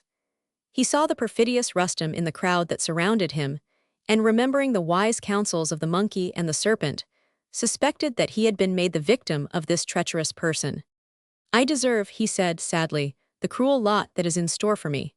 The king, mistaking the true meaning of these words, thought that the prisoner had been frightened into making a confession. He was thereupon condemned to be burned in the public square. Fortunately, as this punishment was to be witnessed by the whole populace, it was postponed until after the funeral of the young prince. The poor traveler was cast into the dungeon set apart for the condemned. It was dark and clammy, and on entering it, he bade farewell to life and happiness. A friend, however, was watching over the poor traveler. It was the serpent he had delivered from the pitfall. Cautiously, he crawled along the damp walls and under the doors, and avoided the observation of the jailers. The traveler recognized him at once. "Fear nothing," said the serpent, "I come to deliver you." "How can you do that, my friend?" asked the traveler. "I have promised to redeem you from the results of your own generosity, and I am faithful to my promise. You refuse to believe that man is the most ungrateful of the animals, and that he returns evil for good. You have forgotten the good advice given you by the lion and the monkey. However, let us forget that. I will be more cunning than the vile wretch who is seeking your ruin." "What must be done?" the traveler asked. "Take this herb. It alone has virtue to cure the poison with which I have inoculated the king's favorite wife. The monarch has now become a victim of the keenest grief, and you alone can appease it. He will soon forget the crime of which you are accused. He who can make himself useful is always innocent. Advertise your talents, that is the way to success. Apply the herb I have given you, and you will perform miracles. Farewell, time presses. Here comes the king to visit you." The traveler took the advice of the serpent, and it soon became known at the court that he had an infallible remedy for all sorts of poisons, and he was taken from the dungeon and carried to the palace, and to the apartment of the queen. This estimable lady was sick and pale, and it was apparent that she was dying little by little. The first application of the herb revived the dying queen, and when the remedy was applied the second time, the gracious lady found herself fully recovered. "Your Majesty," said the traveler, "the queen will never feel again the cruel pains that she has suffered, and her life is hereafter safe. But I am on the eve of terminating many a fate that I have not deserved. You are too just to punish an innocent person, and I am not the murderer of your son. That monster, Rustum, had contaminated the prince's youth, and it was through his corrupt counsels that the young prince was dragged into disgrace. You will know this villain better when I prove to you that he is the most ungrateful of human beings." Then the traveler related to the king the adventure in the pitfall and all that followed. Convinced that the traveler was telling the truth, the king ordered that the ingrate Rustum should suffer all the tortures that had been reserved for the man who was a prisoner. This perfidious creature, Rustum, was ignorant of all that had taken place at the palace, and was waiting with impatience for the success of his treasonable plots. He was aroused from his vain dreams of greatness, seized, and hurried off to his doom. Roman 14. The Enchanted Princess. Once upon a time, there lived in a far country a young prince, who desired nothing better than to take to himself a wife. But none of the women who had been presented to him suited his fancy or touched his heart. "How is it," he cried, "that in all my father's kingdom I am unable to find a wife that suits me?" The poor young prince became disconsolate. He shed burning tears, refused to eat or drink, and dwindled away in the sight of the sun. The king saw his son's despair and took pity on him, so one day he called the young prince to him and said, "My son, here is a gold key. Go to the top of the highest tower of my castle, and there you will find a door. Open it and enter, and you will then see before you the most beautiful and the most virtuous women in the world. You can have your choice. I hope you will find among them the wife you desire." Filled with joy, Prince Irian took the golden key, climbed the long stairs leading to the tower, and soon arrived at the door his father had described. But there was no lock in which he could place the key. He searched in vain. Disappointed, he returned to his father. "I found the door," he said, "but the key was useless. There was no lock." "All that is necessary," the king replied, "is to touch the door with your key, and immediately it will swing back on its ruby hinges, so that you may enter." The prince made haste to return to the castle tower, and he had no sooner touched the door with the key than it swung on its ruby hinges. Never since the day when the sun first shone on this poor earth of ours, never since the golden stars sparkled in the firmament, has such a scene been presented to the human eye as that which Prince Irian saw before him. An immense hall, inlaid with thousands of glistening diamonds, sapphires as blue as the sky, and opals with their changing hues, lay spread out before the king's son, who stood dumb with astonishment and admiration. There were soft carpets everywhere, unmatchable pictures and bright-colored flowers. Silver perfuming pans swinging from their golden chains and filling the air with rich incense burned incessantly in this enchanted place. There were 12 windows in this wonderful hall, and in each window a young girl stood, a living picture in a frame. All were so beautiful and so graceful that the young prince was dazed. Never in his wildest dreams had he caught a glimpse of fairies quite so beautiful, and even the water nymphs that he had seen disporting themselves on the water's edge were not so charming. Dazed and delighted as he was, there was, nevertheless, a mystery that puzzled the young prince. In the first of the 12 windows stood a young girl whose head was covered with a gauze veil. She alone had not turned when the king's son entered. Prince Irian stepped to her side and removed the veil. "Why do you look at me?" she asked sadly. "Because," he replied, "you are the most charming of all the marvelous beauties that surround you. Because you are like the moon among the stars, like the rose among the flowers of a garden." "What do you desire of me?" the young girl asked. "Something that makes me tremble to say it," responded Prince Irian. "I want to make you my queen and live at your side. Alas, to marry me you must rescue me. I am the prisoner of the most powerful magician of the earth. I am held captive by Mager, the king of the sorcerers." "No matter," cried the young prince, "I shall rescue you. I shall die if I do not make you mine. May you be victorious over my deadly enemy. But unfortunate that I am," sighed the beautiful prisoner, "I fear you will share the sad fate of the many gallant young princes who have wished to deliver me from my bonds." Quite happy, Prince Irian returned to his father. "Well," said the king, "did you meet the lady of your dreams?" "Yes, my father." "Tell me, which did you choose?" "The most beautiful of all," exclaimed the prince, "the fairest of the stars, the rose that perfumes the gardens." "The stars are all brilliant," said the king, "and each flower sheds its perfume. Answer me, my son, which is the lady of your choice?" "My father, it is the veiled lady." "Unfortunate boy, you are lost," cried the monarch. "It is the queen of Golconda, the prisoner of Mager, the king of the magicians, that you have chosen. My poor son, to make her your queen you must take her away from that terrible sorcerer." "Well, my father," cried the enthusiastic young prince, "I will be her deliverer." "Alas, my son," said the king, "I fear you will fail, and then you will be turned into a statue of stone." "The risk is mine," cried Prince Irian, "I shall overcome him." "Ah, my son, your defeat is cert. Remain with me." "It is too late, my father, I cannot." The princely lover lost no time in setting out to conquer Mager, the king of the magicians, who held the beautiful princess in enchantment. Prince Irian had been traveling for several days when he came to a gloomy forest. Unfortunately, in passing through this dark forest, he lost his way, and in spite of all his efforts he could not find it again. He wandered about in the woods for some time when, suddenly, and as if by magic, a stranger appeared before him. "Good day, friend," exclaimed Prince Irian. "What are you doing and what is your name?" "My name is Long," replied the other, "and I am looking for a master who needs my services."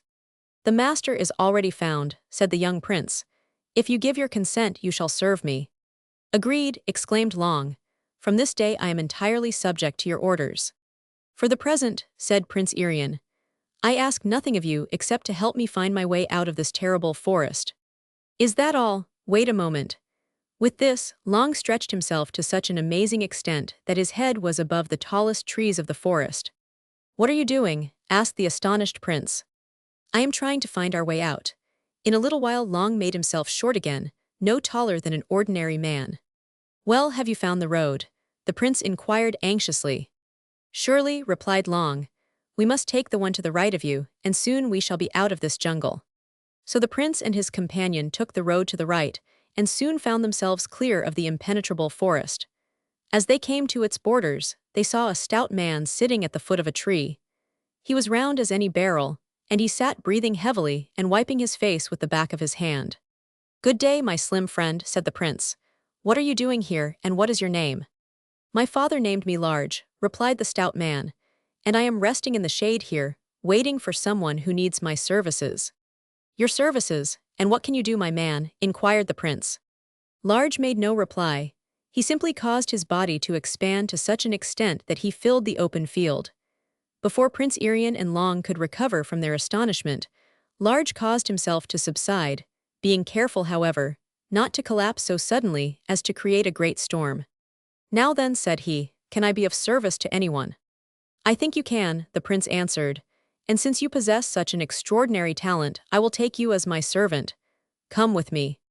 "Gladly," exclaimed Large, and the prince and his two servants continued on their way. As the travelers drew near their journey's end, they saw a man leaning against an immense oak.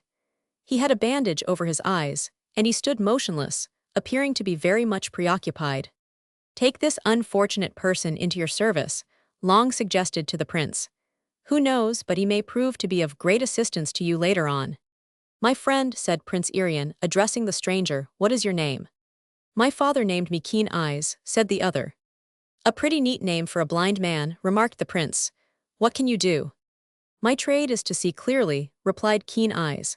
"My eyes are bandaged so that my sight may do no damage to the objects I fix my gaze on." "Really?" exclaimed Prince Irian. "If your power is so great, give us an example of it." "Look," cried Keen Eyes. "Do you see that immense rock yonder?" "Yes." "Keep your eyes on it.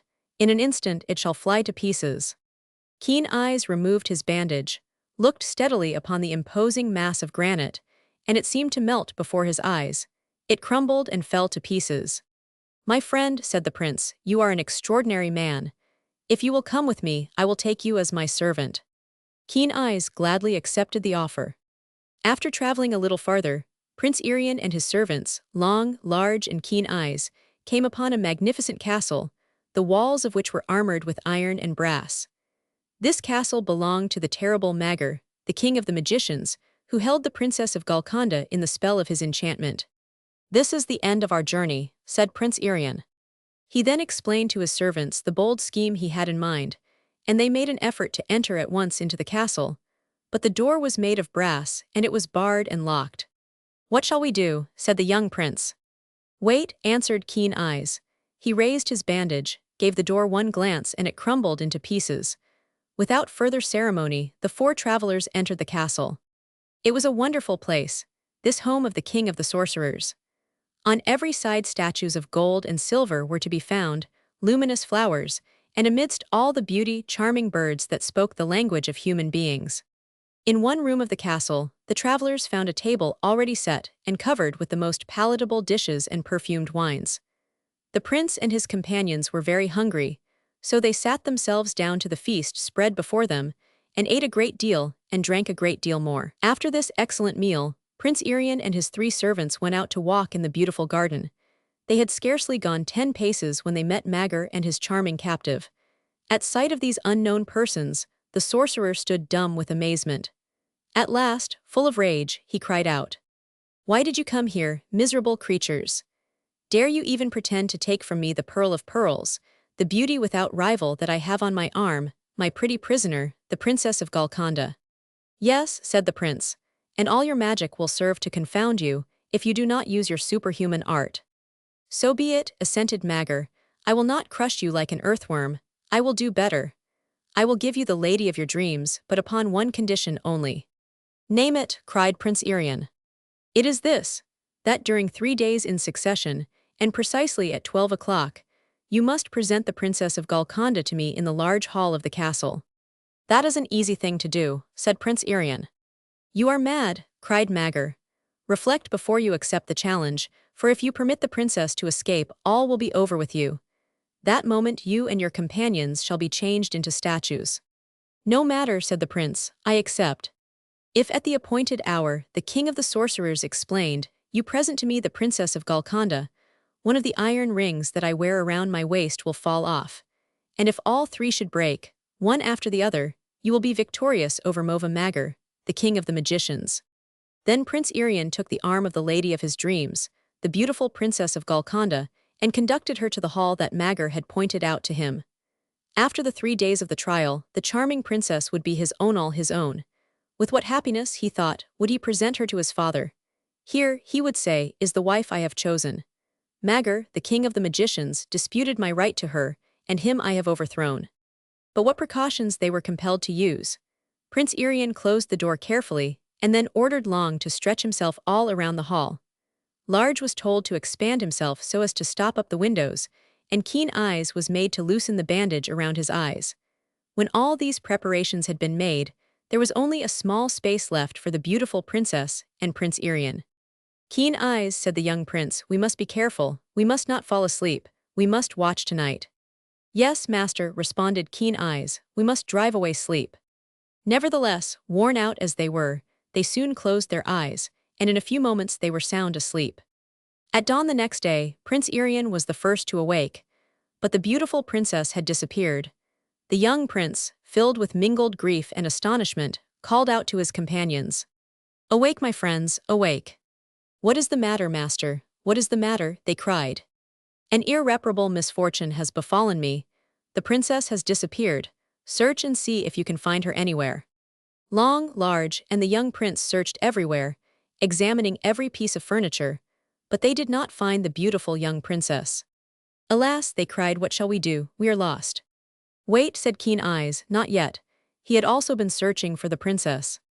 "What?" exclaimed the young prince, "can you have found her?" "Yes," replied Keen Eyes. 400 leagues away there is a forest. In this forest there is a tree, on this tree there is a limb, on this limb there is an acorn." "Well, well," cried Prince Irian. "And in that acorn is the princess." "Then all is lost," exclaimed the young prince. "To travel 400 leagues and return by noon is an impossibility." "Do not give up all hope, my master," said Long. "Wait a little while." Keen Eyes got on Long's shoulders, and Long stretched himself out so that with a few leaps he was in the forest and then at the tree. Keen Eyes took possession of the precious acorn. Long drew his great length together, and in a moment they had returned. Prince Irian took the acorn, broke it open, and out stepped the princess, more beautiful and more resplendent than ever. All this time, Magar, the king of the sorcerers, was laughing to himself and enjoying the neat trick he had played on the young prince and his companions. At precisely 12 o'clock he presented himself at the door of the hall and cried out, "Ah well, faithful guardian, can you show me the beautiful princess?" "Most certainly," replied Prince Irian. "Behold her here." A cry of rage broke from the magician. A band of iron broke from his body and fell at his feet. "But wait," cried Magar, "watch well tonight." "Be not uneasy," said Prince Irian. "Meanwhile permit us to promenade in your magnificent garden." They inspected the palace from top to bottom and went through the garden. They saw some very strange things, and much that they saw was calculated to make a very serious impression on their minds. That which most affected the friends of the young princess was the spectacle of a wall along which were ranged the statues of many knights. Some stood with clubs uplifted as if for combat. Others were in an attitude of supplication, while still others, with muscles strained and eyes filled with fire, seemed to be having a hand-to-hand contest with the terrible sorcerer. But they had all been vanquished and turned to stone by his power. "These unfortunate men," said the princess, "have been transformed into statues for attempting to rescue me from the king of the magicians. I have been the innocent cause of the misfortune of these brave men, and I bring misery to all who interest themselves in my sad fate." "Then why do you not fly from this desolate palace?" Prince Irian asked. "Are you never free from this magician? He has such power over you." "Alas," replied the princess, "I am not the mistress of my destiny, and when the king of the magicians commands me I must obey. His power over me is boundless.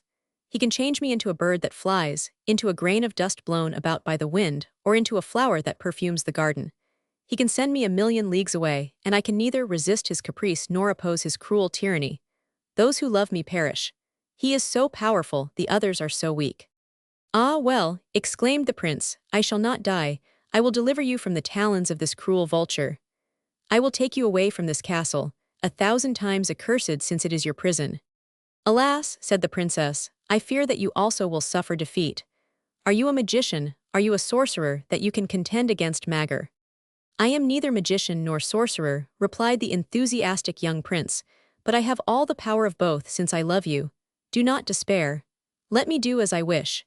My friends, with their extraordinary gifts, are your friends, and they are devoted to your cause. We will deliver you, exclaimed long, large, and keen eyes. May you succeed, sighed the unhappy princess. But my hopes have been dashed to the ground so many times that I dare not depend on anyone. All day long, the young princess of Golconda and Prince Irian walked together, and were happy, forgetting for the time the terrible contest that was to take place, the outcome of which was wrapped in so much uncertainty. Suddenly the princess disappeared. Mager, the king of the magicians, had called her. The sun was disappearing little by little below the horizon, and its golden rays were fading before the approaching night. All disconsolate, Prince Irian turned his steps toward the castle. His anxiety for the princess was extreme, but with joyful surprise, he found her awaiting him at the door. Welcome, my prince, she said, and together they entered the castle. An elegant repast was spread. The most delicate dishes, the most exquisite wines, burdened the table. Come, my friends, cried the sorcerer, eat, drink, and be merry. This may be your last meal. Do not worry yourself, gentle sir, answered Long. Tomorrow you may be kept busy in the kitchen again. Rest assured you will always find us in good health and with hearty appetites. We shall see about that, said Mager. You found my prisoner in an acorn, you traveled 400 leagues to bring her back to this palace, but all that is a very simple matter. Tomorrow your task will not be such an easy one. Am I not the king of the magicians? Just so, remarked Long, but you are one and we are four. When supper was over, the princess was given into the care of Prince Irian. Good night, said Mager with a mocking smile. Be sure that you watch more faithfully tonight, or the fair lady of your dreams will elude you. Make yourself easy, replied the prince. Should she escape, we know how to find her. When they arrived at the hall where the trial was to be renewed, the princess said to her companions, I know that you are very powerful, but the cruel Mager is still more powerful. Redouble your precautions, remain awake, and perhaps you may succeed in rescuing me. Trust to us, answered Prince Irian. The most extraordinary precautions were taken, but all to no purpose. While Prince Irian and the Princess of Golconda were chatting together, sleep fell upon the small company little by little. The wicked sorcerer had drugged their wine, and the effect was irresistible. Keen Eyes, said the prince drowsily, are you awake? Yes, my master, answered Keen Eyes with a yawn. Fear nothing. But immediately, his eyelids became heavy, and every effort he made to keep awake only made him sleep all the more soundly. Mager, the king of the magicians, found it an easy matter to carry off his lovely captive through a very small aperture that Large had left open when he fell asleep. At sunrise Prince Irian awoke and discovered that the Princess of Golconda had disappeared. He called to his companions. Long, Large, Keen Eyes, where are you? Quick, the princess has disappeared. This is our last day if we do not find her at once. They searched on all sides, but without success. Do not distress yourself, said Keen Eyes to the young prince who was lamenting. See, 1,000 leagues from here, farther than the sea, farther than the mountains, there is a broad and waving field of wheat. In that field of wheat there is a ridge. On that ridge there is a stalk. On that stalk there is an ear. In that ear there is a grain. In that grain the beautiful princess is hid. Once more Keen Eyes mounted the shoulders of Long, who stretched himself again stretched and took such long steps that in an hour's time he had crossed seas and mountains and reached the wheat field. The two friends released the princess from her flowery prison, and in a short time were back at the castle. Prince Irian had been awaiting their return, tortured by the agony of suspense. It is impossible to describe his joy in beholding once more the beautiful lady of his dreams. He laughed and sang, and seemed almost beside himself. He could scarcely keep his eyes off the princess even for a moment. Suddenly there came a knocking at the door. Blam blam blam. "Come in," said the Prince Irian. It was the king of the magicians who entered. He smiled mockingly. "Ah well, my heroes," he exclaimed, "are you as joyous today as you were yesterday at this hour, and can you present the princess to me?" "It is my pleasure to do so," said Prince Irian with mock courtesy. "Behold the princess here." The sorcerer grew pale with anger, and his eyes shot forth fire. A second band of iron fell from his waist and broke. "One day still remains, and this time we shall see who is the conqueror," said Magar, furious with rage. Thus speaking, he retired to an apartment in his palace, where he remained throughout the day, scheming to outwit Prince Irian and his companions. He now realized that he had met adversaries who were dangerous, and he knew that the contest of the next day would be final. What could he do to hide the beautiful captive? At last he thought he had found a way, and a sigh of relief escaped his lips. Meanwhile, Prince Irian and his companions were taking counsel together. They were filled with anxiety. They knew that the king of the magicians would use all his art to carry off and conceal the beautiful princess. They knew, too, that if they failed to find her, their fate was sealed. They would take their places among the unfortunate knights who had been transformed into statues. That night they took unusual precautions, but all was in vain, for when they awoke the next morning, the princess of Golconda had again disappeared. "Awake, friends, arise," cried the young prince when he made the discovery. "The princess is gone, let us search for her." Long and willingly they searched, but all in vain. Keen Eyes himself was puzzled. He looked into the sky and on the earth, penetrated the mountains, and looked into the bottom of the precipice. He could see nothing that resembled the beautiful young princess. "Ah well," cried Prince Irian, "the sorcerer is stronger than we, this time we are lost." The sun was already high up in the heavens, and the time was approaching when the king of the magicians was to make his appearance and demand the princess. But Keen Eyes did not despair. His keen glance searched everywhere. Suddenly he gave a cry of joy. "Victory, victory, the princess is ours. I have discovered her hiding place." "Where is it?" cried Prince Irian. "Quick, time is precious." "Do you see yonder, away yonder in the Black Sea?" said Keen Eyes, pointing as eagerly as if all eyes were as keen as his. "You see that wave rocked by the hurricane, ascending to the surface and descending to the depths of the abyss, pushed here and thrown there by the storm. In the center of that tremendous wave there is a void. In that void is a ring. In that ring is your beautiful princess." "What shall we do, my friends? What shall we do?" cried the young prince. "Large," said Keen Eyes by way of answer, "get on Long's shoulders with me. He will take us to the shore of the sea where the storm-tossed wave is swimming." Large obeyed, and at once and swiftly they made their way to the sea. Swifter than the north wind they traveled, over plains and over mountains, past rivers and hills. "Faster, faster," cried Keen Eyes. They reached the sea, but their difficulty was not over. How should they get possession of the storm-tossed wave?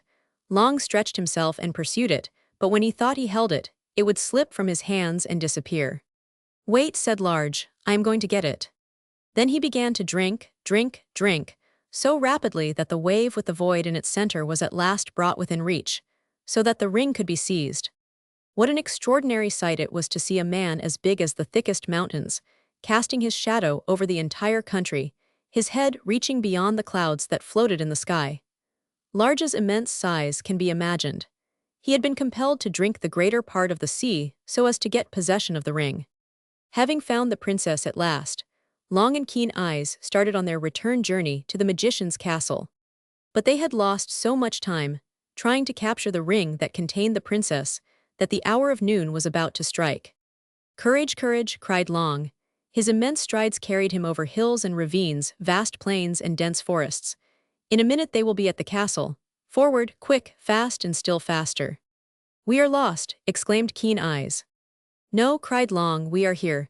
He made a supreme effort and at one stride reached the castle. As he came to the door, he saw the magician about to enter. "Let me pass," demanded Keen Eyes. "After me, if you please," said Magar. "Infamous sorcerer," exclaimed Keen Eyes, "I must enter." "After me, I said," responded Magar. But while they were disputing, Long threw the enchanted ring through the window, and when the king of the magicians entered the hall, the princess of Golconda, more beautiful than ever, received him. The clock struck the hour of noon. At sight of the princess, the king of the magicians trembled and a terrible cry burst from his lips.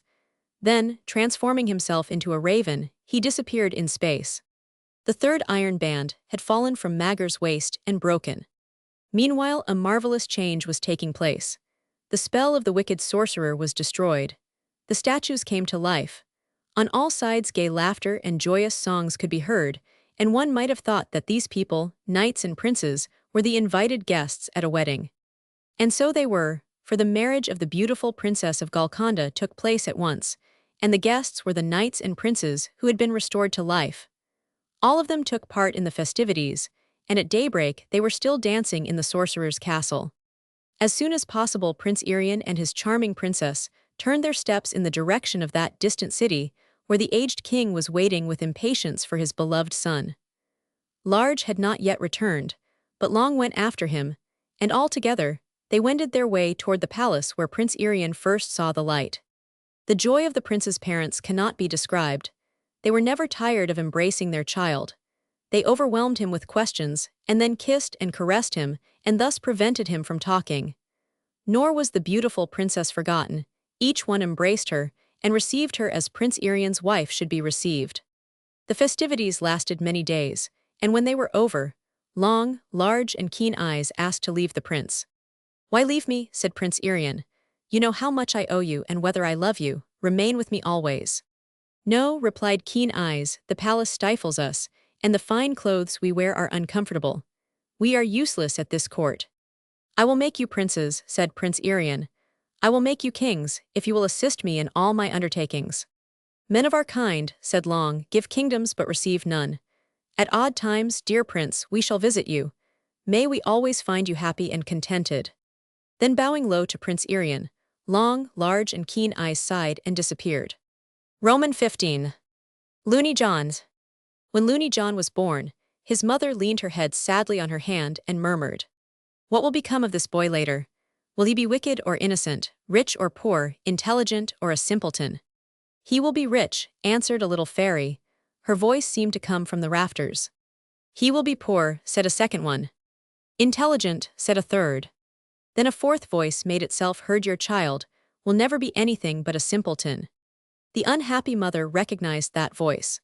She had heard it one day when she refused to take pity on an old beggar-woman, and now she knew that the woman was no other than the queen of the fairies in disguise.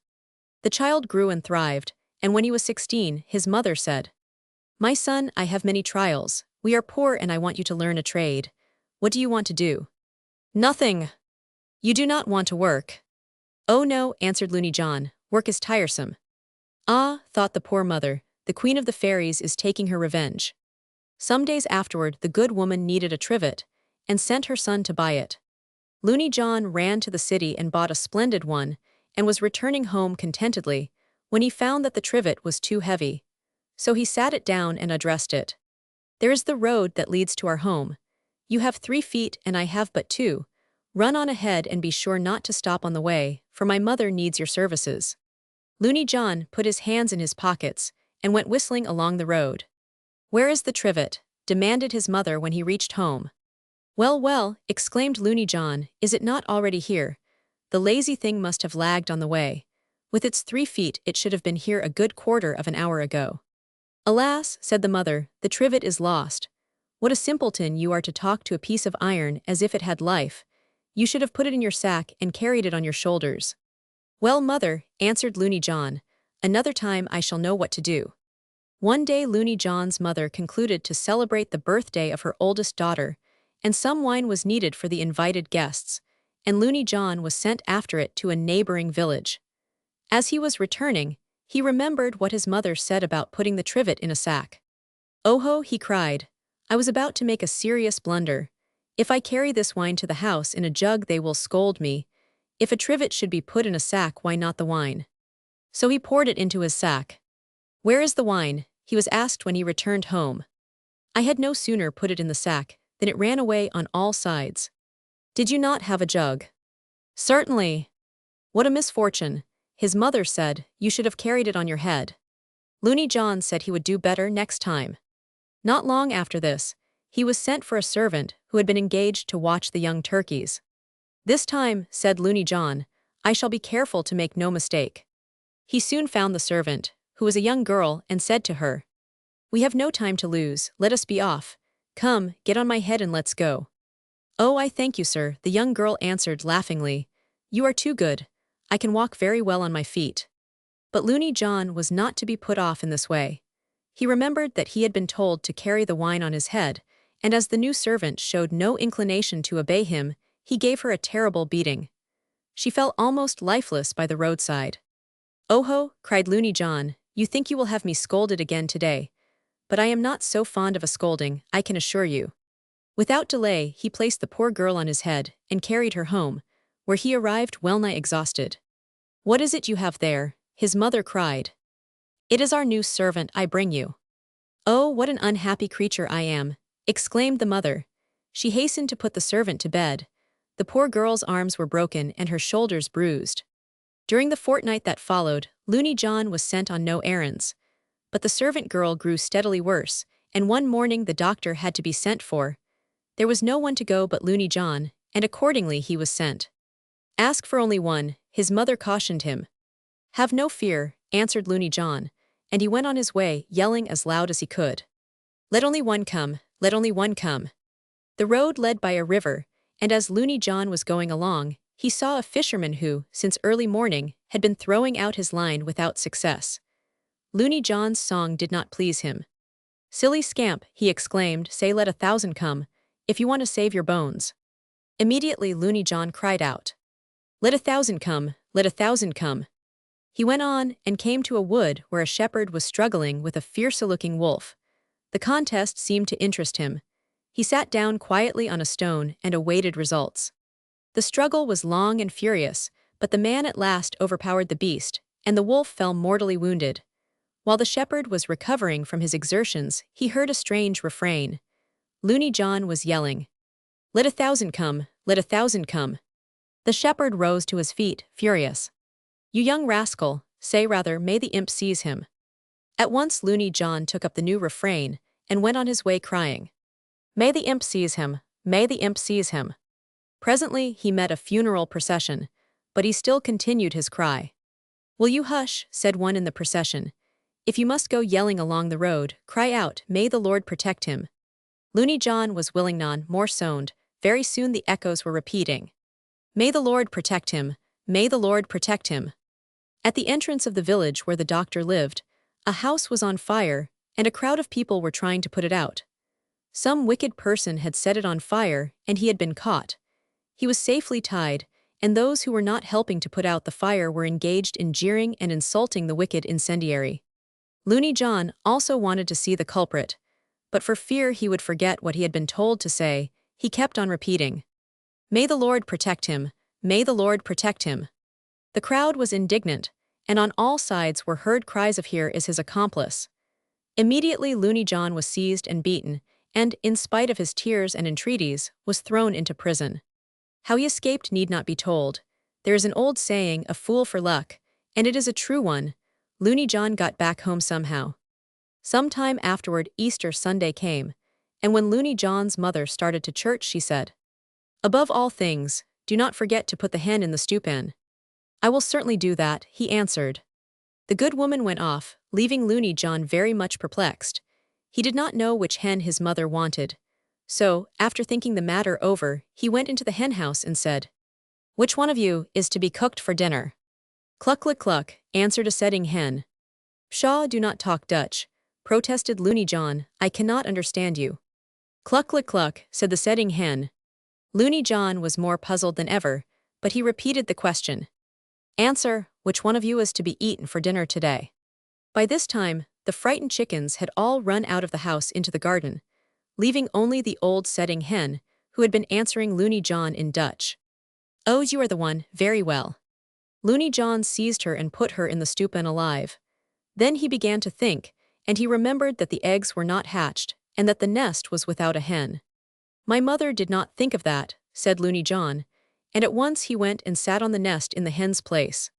When his mother returned home, she called for her son. "John, oh John, where are you?" "Here, in a corner of the henhouse." "Where?" exclaimed the mother, "I do not see you." "Cluck-cluck-cluck," said Loony John. "Why do not you answer?" cried his mother. "Cluck-cluck-cluck," said Loony John. His mother at last found him quietly sitting on the eggs. "What are you doing there?" she asked angrily. "Shh," replied Loony John. "Do not make any noise, I am setting." "Did you put the hen in the stewpan?" "Cluck cluck cluck." "What do you mean by that?" inquired the good woman. "Speak." "I say that I am setting," said Loony John, "and I will fly off the nest and scratch in the garden if you continue to disturb me in this manner." "Why do you set?" his mother asked. "Because the hen that sat on these eggs is about to boil." "Why, that is not the hen that was to be cooked for dinner today, but the one that I picked yesterday and put in the cupboard." The good woman shook her head in despair and went away. How long Loony John sat on the nest cannot be told, but one day, some time afterward, he was passing by a farm where he saw a woman picking a chicken and carefully placing the feathers to one side. Loony John was very much interested in this, and so he said to her, "Please, ma'am, tell me what you are doing with those feathers." The woman was not without humor, and she replied, "Why do you ask such a simple question? I am going to plant the feathers, of course. Does not your mother plant the feathers she picks from chickens?" "My gracious, no." "Well then, it is because she does not own any Catchmedler hens." "Why do you plant the feathers?" inquired Loony John. "Well, well, your country must be a very poor place, young man. Is it possible you do not know that one of these feathers, carefully cultivated, will yield each month a fat, freeing-sized chicken?" "If that is so," said Loony John, "sell me $200 worth of your largest and finest feathers." The woman laughed in her sleeve. She had never dreamed that an old hen could bring her so much money. She hastened to close the trade with Loony John, and to show that she was not at all picayunish, she threw in the 2 feet of the old hen for good measure. Loony John went on his way happy. When he reached home, he got the hoe, went out into the garden, and began to plant his fine feathers. "How everybody will admire my fine square of feathers," he said to himself. "I will call to every passerby and say, 'Behold the beautiful henpetch. Has ever such a wonder been seen before?'" The next week, however, Loony John went all in tears to find the farm-woman. "Well, well, my good young man," exclaimed the woman when she saw him, "what do you cry for? Has your house been burnt?" "That would be but a trifle," replied Loony John. "Alas, is your mother dead?" "That would be an irreparable misfortune, but after a while we should become reconciled." "What plague has fallen upon you?" "The hail," cried Loony John, "the hail that uprooted my beautiful chicken feathers. The wind also came among them and scattered them over the country. Do not scold me. I have hunted for them, but I cannot find a single one." "We should have thought about the possibility of a storm," said the shrewd woman. "It was not hens you should have cultivated, my young friend, but sausages, for sausages will withstand the wind and hail." "But how would the sausages grow?" asked Loony John, drying his tears. "Why, like apples and cherries. But the trees, instead of producing these fruits, bear beautiful sausages. People who are not educated think that sausages are only made by those who deal in meat. But surely you know better," said the shrewd woman. Loony John tried to hide his astonishment. "Who would be so simple-minded as not to know that?" he replied.